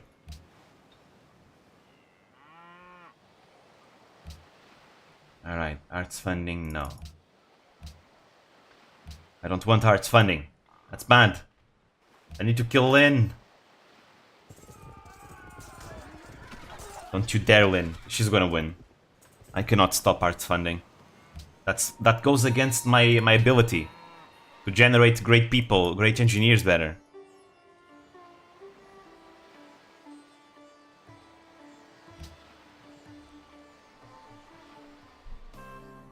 I do not forgive you, Lynn. I will take Bulgar, and there's nothing you can do to stop me. My technology is way ahead of yours. You finally have great war infantry, but I still have modern infantry, so... Oh no, Aru is losing. Aru is losing the war. Uh-oh, my ally is getting destroyed by both Shaka and Mima. No, Aru! Did it pass? Oh, nice! Everyone else was able to vote against it. Ah, because Lynn voted against the embargo, that's why.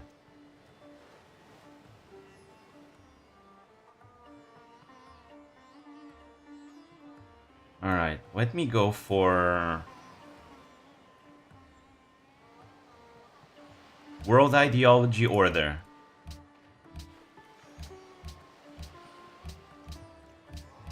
Alright, we got a musician here. Nice. Raphael's song. Wait, this is the Black Knight's theme. Why is it under Raphael? Anyways. Boom. The unleashed power of the atom has changed everything, save our modes of thinking, and we thus drift towards unparalleled catastrophes. Progress is the realization of utopias. Welcome to the atomic era.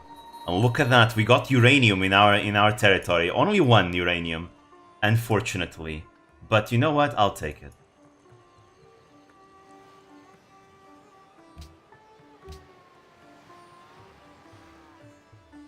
Now Black Knight is black powder to be his theme. Alright. Let's make an infantry here because we have some annoying ass barbarian rebels.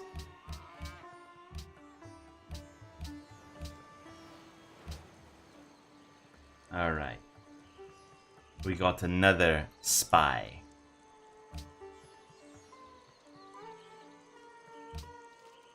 We are #1 in technology. Good. Alright, let's see. Do we have any happiness buildings here? Doesn't seem like it. Let's go for the stadium.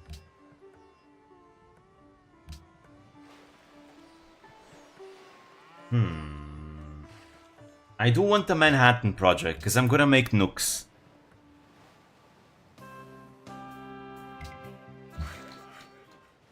I'm gonna build nukes. I'll nuke whoever gives me more trouble.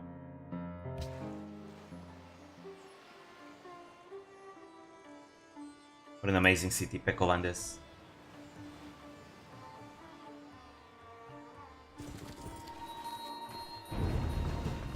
Oh. We writers, painters, sculptors, architects, and passionate devotees of the hitherto untouched beauty of Pekoland protest with all our strength, with all our indignation in the name of the slighted no-sagi taste, against the erection of this useless and monstrous Eiffel Tower.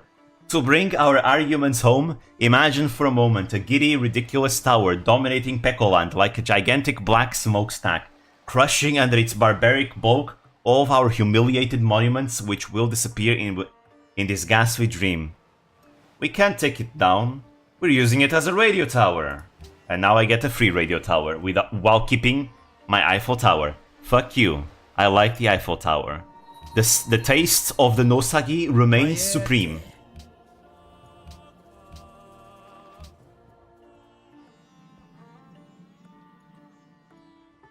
Who's the most powerful Fire Emblem character? Probably Sothis, if I had to guess. Either Sothis or Naga. Sothis is a goddess. Naga is a goddess, a divine dragon too.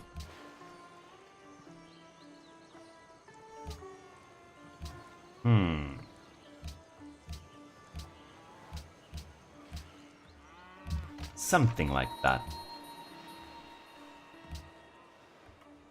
Alright, let's fight these annoying rebels. Why not Elir? Nah, Elir is not even close to being as strong as Sothis or Naga. I mean, Elir just fights with a sword. Sothis literally, I think, terraformed the entire continent of Fodlan with her divine power. All magic in Three Houses comes from Sothis. All magic. She is the origin of all magic. And she can literally reverse time.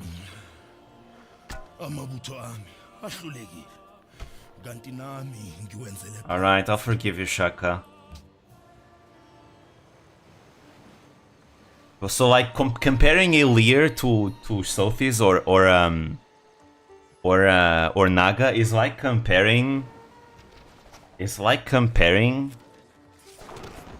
Let me see. It's like comparing a mortal to a god, literally. Yeah, it's literally like that. Men like bullets go farthest when Which is funny because Elir is supposed to be divinity, but you know, the gap is that high.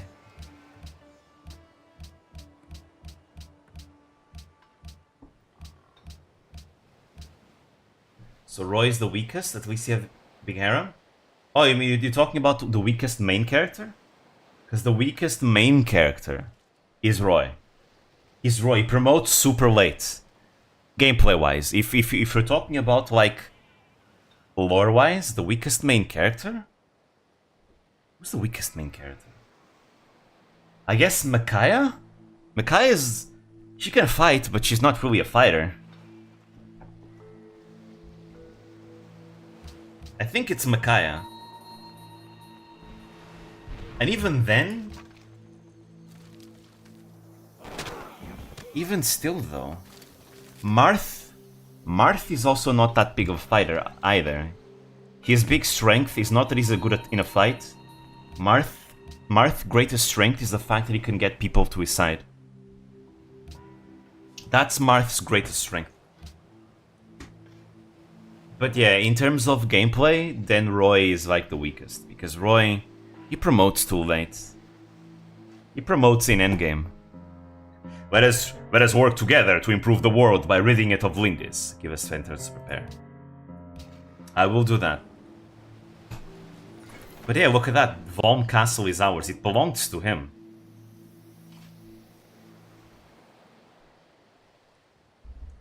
Would Fire Emblem Universe survive in Dungeons & Dragons setting? Yeah, definitely. Because the setting of Fire Emblem already is a fantasy world, so...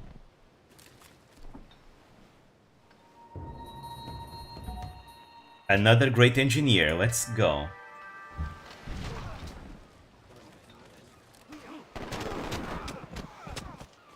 I mean, any setting can survive in Dungeons & Dragons, because any setting has humans. And Dungeons & Dragons exist as humans. So where humans exist, they could survive there. Most likely. Probably. Why wouldn't it, actually? If it was like some kind of dark fantasy setting, like, I don't know, well, still, even a dark fantasy setting like Drakengard still works. Because these stories have people as their main characters. Right, I have battleships. The world will fear... Oh, they're so expensive to upgrade. They're so expensive to upgrade.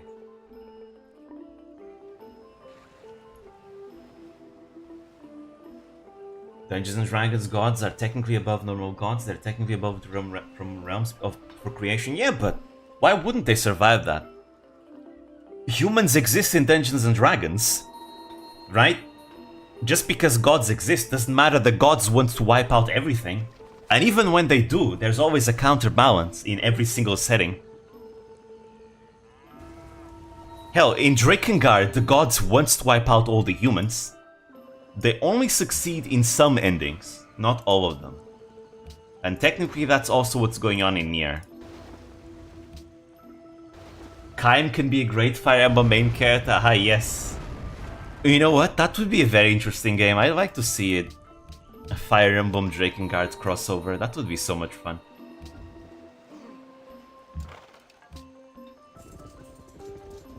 Kaim can use swords and magic. Just like Robin.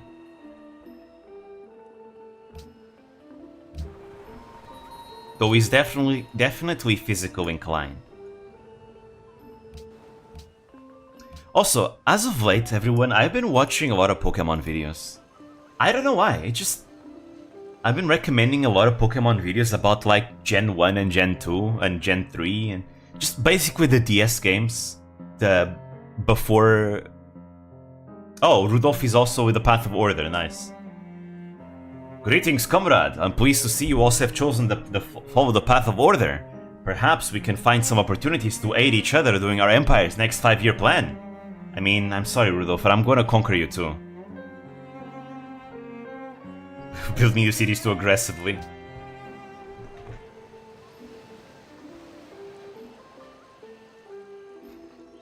Right, I should also put my religion all over the place.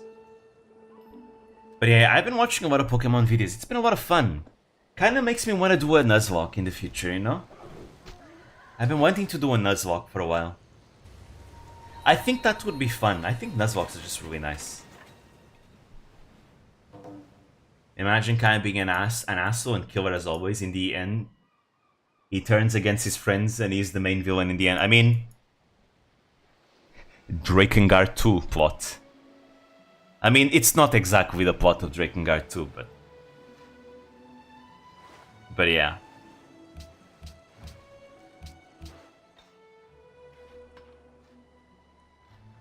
I mean, it's not like Kaim hates his friends.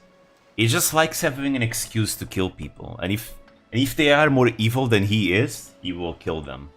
Other than that, Kaim doesn't really go out of his way to murder, like, people that he fought alongside with. Because I think even Kaim has standards. Even Kaim has standards.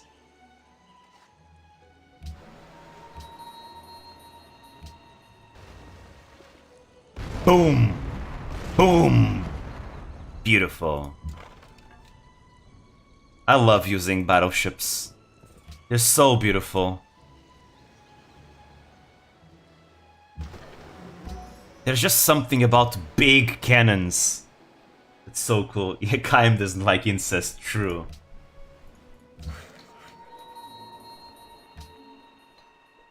I'm curious, in Fire Emblem, are there aliens? So an alien is anyone that comes from a different world. Technically, every character is an alien in Fire Emblem Heroes, because they all come from different worlds. But if you mean people that come from outer space, then I guess Sothis counts. Sothis, the goddess of Fodlan. She came from a different planet, so yeah, she is an alien technically. She's a dragon, but she's an alien. Oh no! Erogard was right, the reptilians from outer space are here!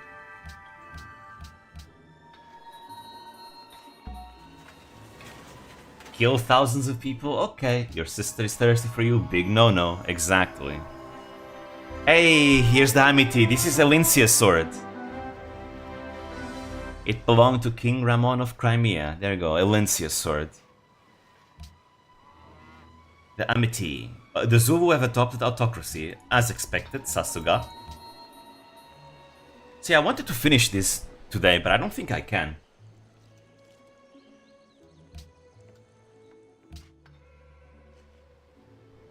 I definitely can't. I'm gonna stop in like 10 minutes. Because it's getting late. And I wanna work, I'm doing work for my next video right now. I think it's gonna be a fun one. It's gonna be a very fun one for sure, in my opinion. We'll see if you guys will enjoy it.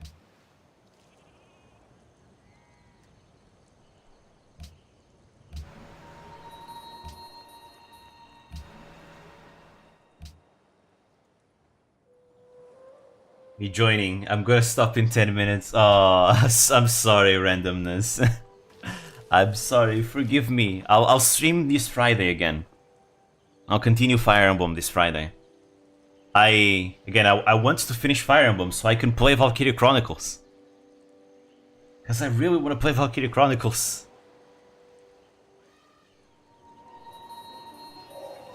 Vision is the art of seeing things. But yeah, I've been also wanting to do a Nuzlocke as of late.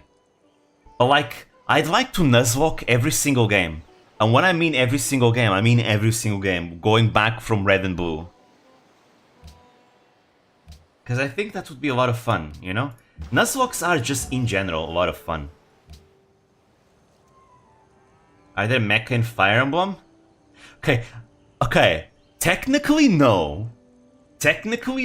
However, in Three Houses, you have the Titanus, which are these giant automatons that are made of technology, you know, and steel and all that. So, they're not mechs, but they're close to it. Three Houses did a lot of fun things.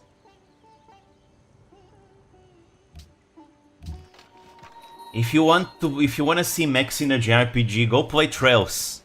You see lots of them, especially in Cold Steel. Man, I wanna play Trails. Guys, okay. Since you guys are here, let me ask you a question. So, next month, the next Trails game is gonna come out. Trails into Reverie. It's the next release in the West, right? And as you can imagine, I am very much looking forward to that game. I'm very excited. I'm gonna play it for sure. I'm gonna buy it day one and definitely play it. Here's the thing. I kinda wanna stream it, but at the same time, I kinda don't. Why?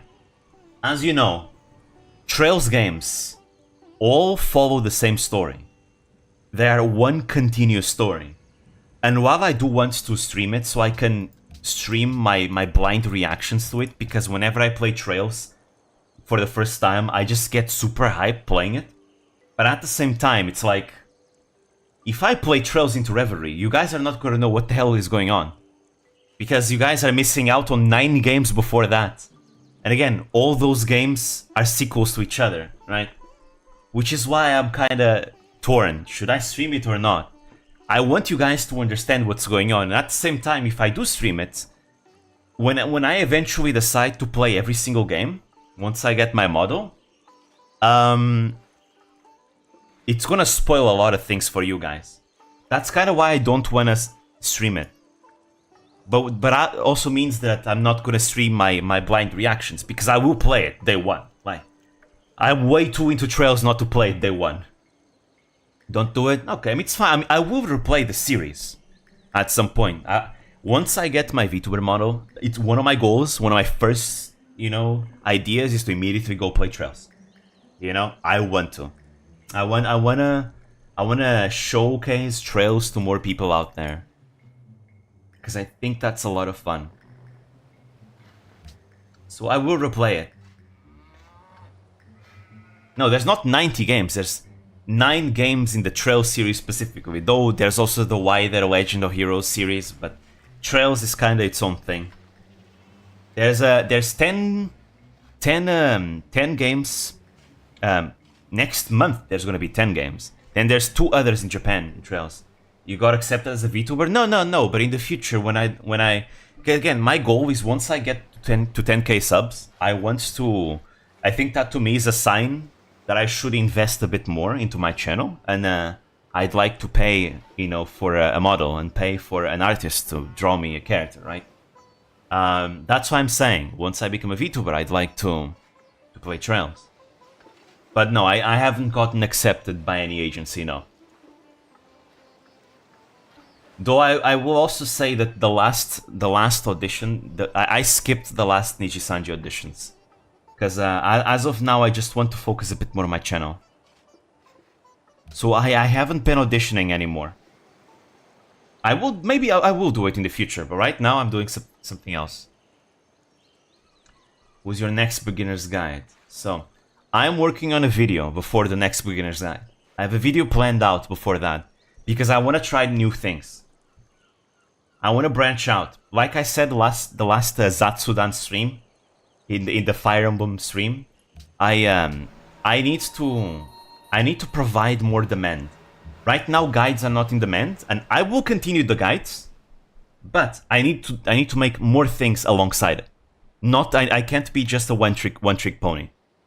So I'm looking for ideas. I'm going back to the origins of how I got ideas, and try new things and see how people react to these ideas. And I will release them alongside the beginner's guides. So before the next beginner's guide, I'm working on this video. One trick witch, yeah. Because again, I don't want to be just the beginner's guide guy, right? I want to be more than that. I want to be, you know, that one guy that makes cool VTuber videos, right?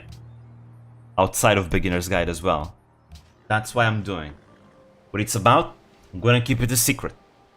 I think it's much better if I experiment things and keep it a secret. Yeah, the surprise might be better that way. But yeah, this is just an attempt. I think there's a lot of things that in the community, in the VTuber community, are not being done. That are being done in a lot of other communities, right? And I think I can bring a lot of those ideas that are being done a lot in other communities, and I can bring them into VTubers.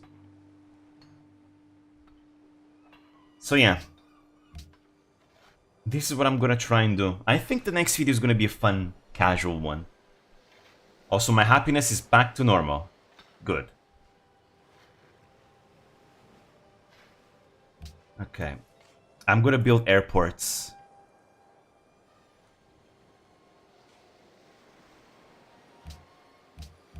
We'll get this.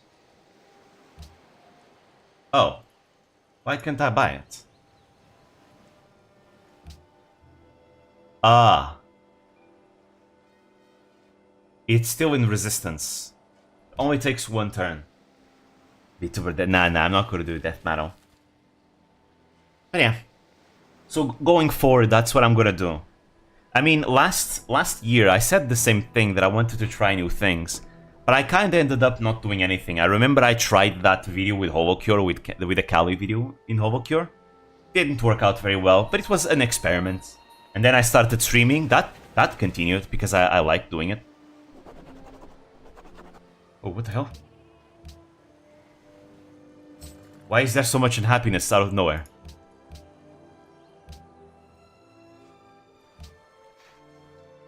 What the hell? But yeah. So now I want to actually go for it. Now that I have an established channel that has established videos, a library of videos, I want to use that opportunity. Oh, let me see one thing. Public opinion? Oh. Who's influencing me? Autocracy? Sakai? Lin? Well, need to kill Lin. So yeah, I want to provide more for my channel. Last time I checked, you were still at 7k? Yeah, it was pretty good. Though, I remember that there were 3 videos in my channel that were insane for my growth. First one, Botan. The Botan video, by its own, gave me 1,000 subscribers. Second one, Rosemi. Same thing as Botan. Third one, Millie Parfait. Also same thing as Botan and Rosemi. And again, like I said, I feel like right now I am providing something that's not that much in demand. And while I want to keep it up, I want to keep doing it, I need to pair it up with more things, more variety in my content. So that I can also provide things that more established VTuber fans can be interested in. That's why. So that's why I'm trying to do new things. I want to bring more people into my channel, more eyes, because a lot of people, from the comments that I read, a lot of people think that my guides were initially, they thought that they were just compilations, but then they watch my videos and they think, oh, it's not just a compilation. So it means that I feel like a lot of people don't click on the videos because, number one, it's a guide, there's not that much demand. Number two, maybe they just think it's another compilation, and when it comes to compilations, there's more established channels that do compilations, right? That's why. A new smaller channel just, you know, wouldn't quote unquote provide anything new, right? But what I'm doing is different. I'm not doing compilations. I'm doing a narrated guides. which is a different type of content. Remember, I congratulated you. Time passes quick and your channel grows fast. I wonder how far we can go. Yeah, I've been having really good feelings about the channel as of late. I think that's why I kind of stopped auditioning as fiercely as I did before. Because, I don't know, I've been having really good feelings with my channel. I mean, I will still audition in the future, right? But right now, I just kind of want to focus on my channel for a while. You know? And to be fair, focusing on my channel is only going to make it better for everything. Overall. I want planes, but at the same time... Why not starting a type of video? Oh, that's gone.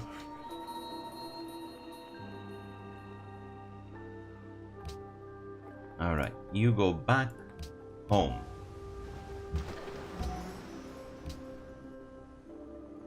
I sub to you when you have only 122 subs. Damn, that's so long ago. That was like in my first or second video then. Holy shit, that was long. My first or second beginner's guide, that is. Yeah, I think it was something like... It was either the Pekora or the Subaru video that I had released at the time. That was a long time ago. My beginner's guide series was new at the time. I remember that I just had this insane moment of inspiration because I lost an audition and I saw the people that won the audition. I saw them debut and I saw their content. I saw them. They're better than me. I gotta step up my game, and that got me so motivated that I came up with a beginner's guide. And I was like, okay, if I need to come up with some series that I like doing, you know, that I can just do for fun and make super high quality videos on. And that because back then I didn't really have an established series or anything really for my channel. The Pekora video, there we go. That was the first beginner's guide. And I was like, okay, I want to talk about Vtubers because right now I'm super into Vtubers.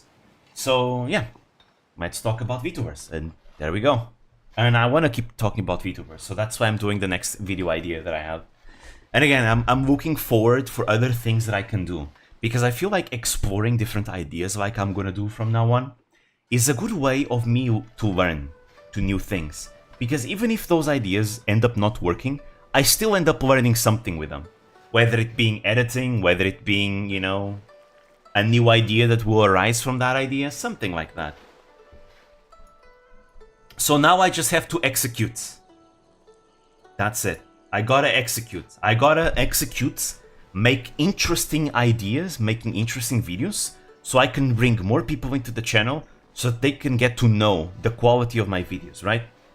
Don't get me wrong. It's not like I think my videos are the greatest thing ever. I still think I have a long way to go. But I feel more confident on my quality than before. At least I know that the video's gotta be at least decent, right?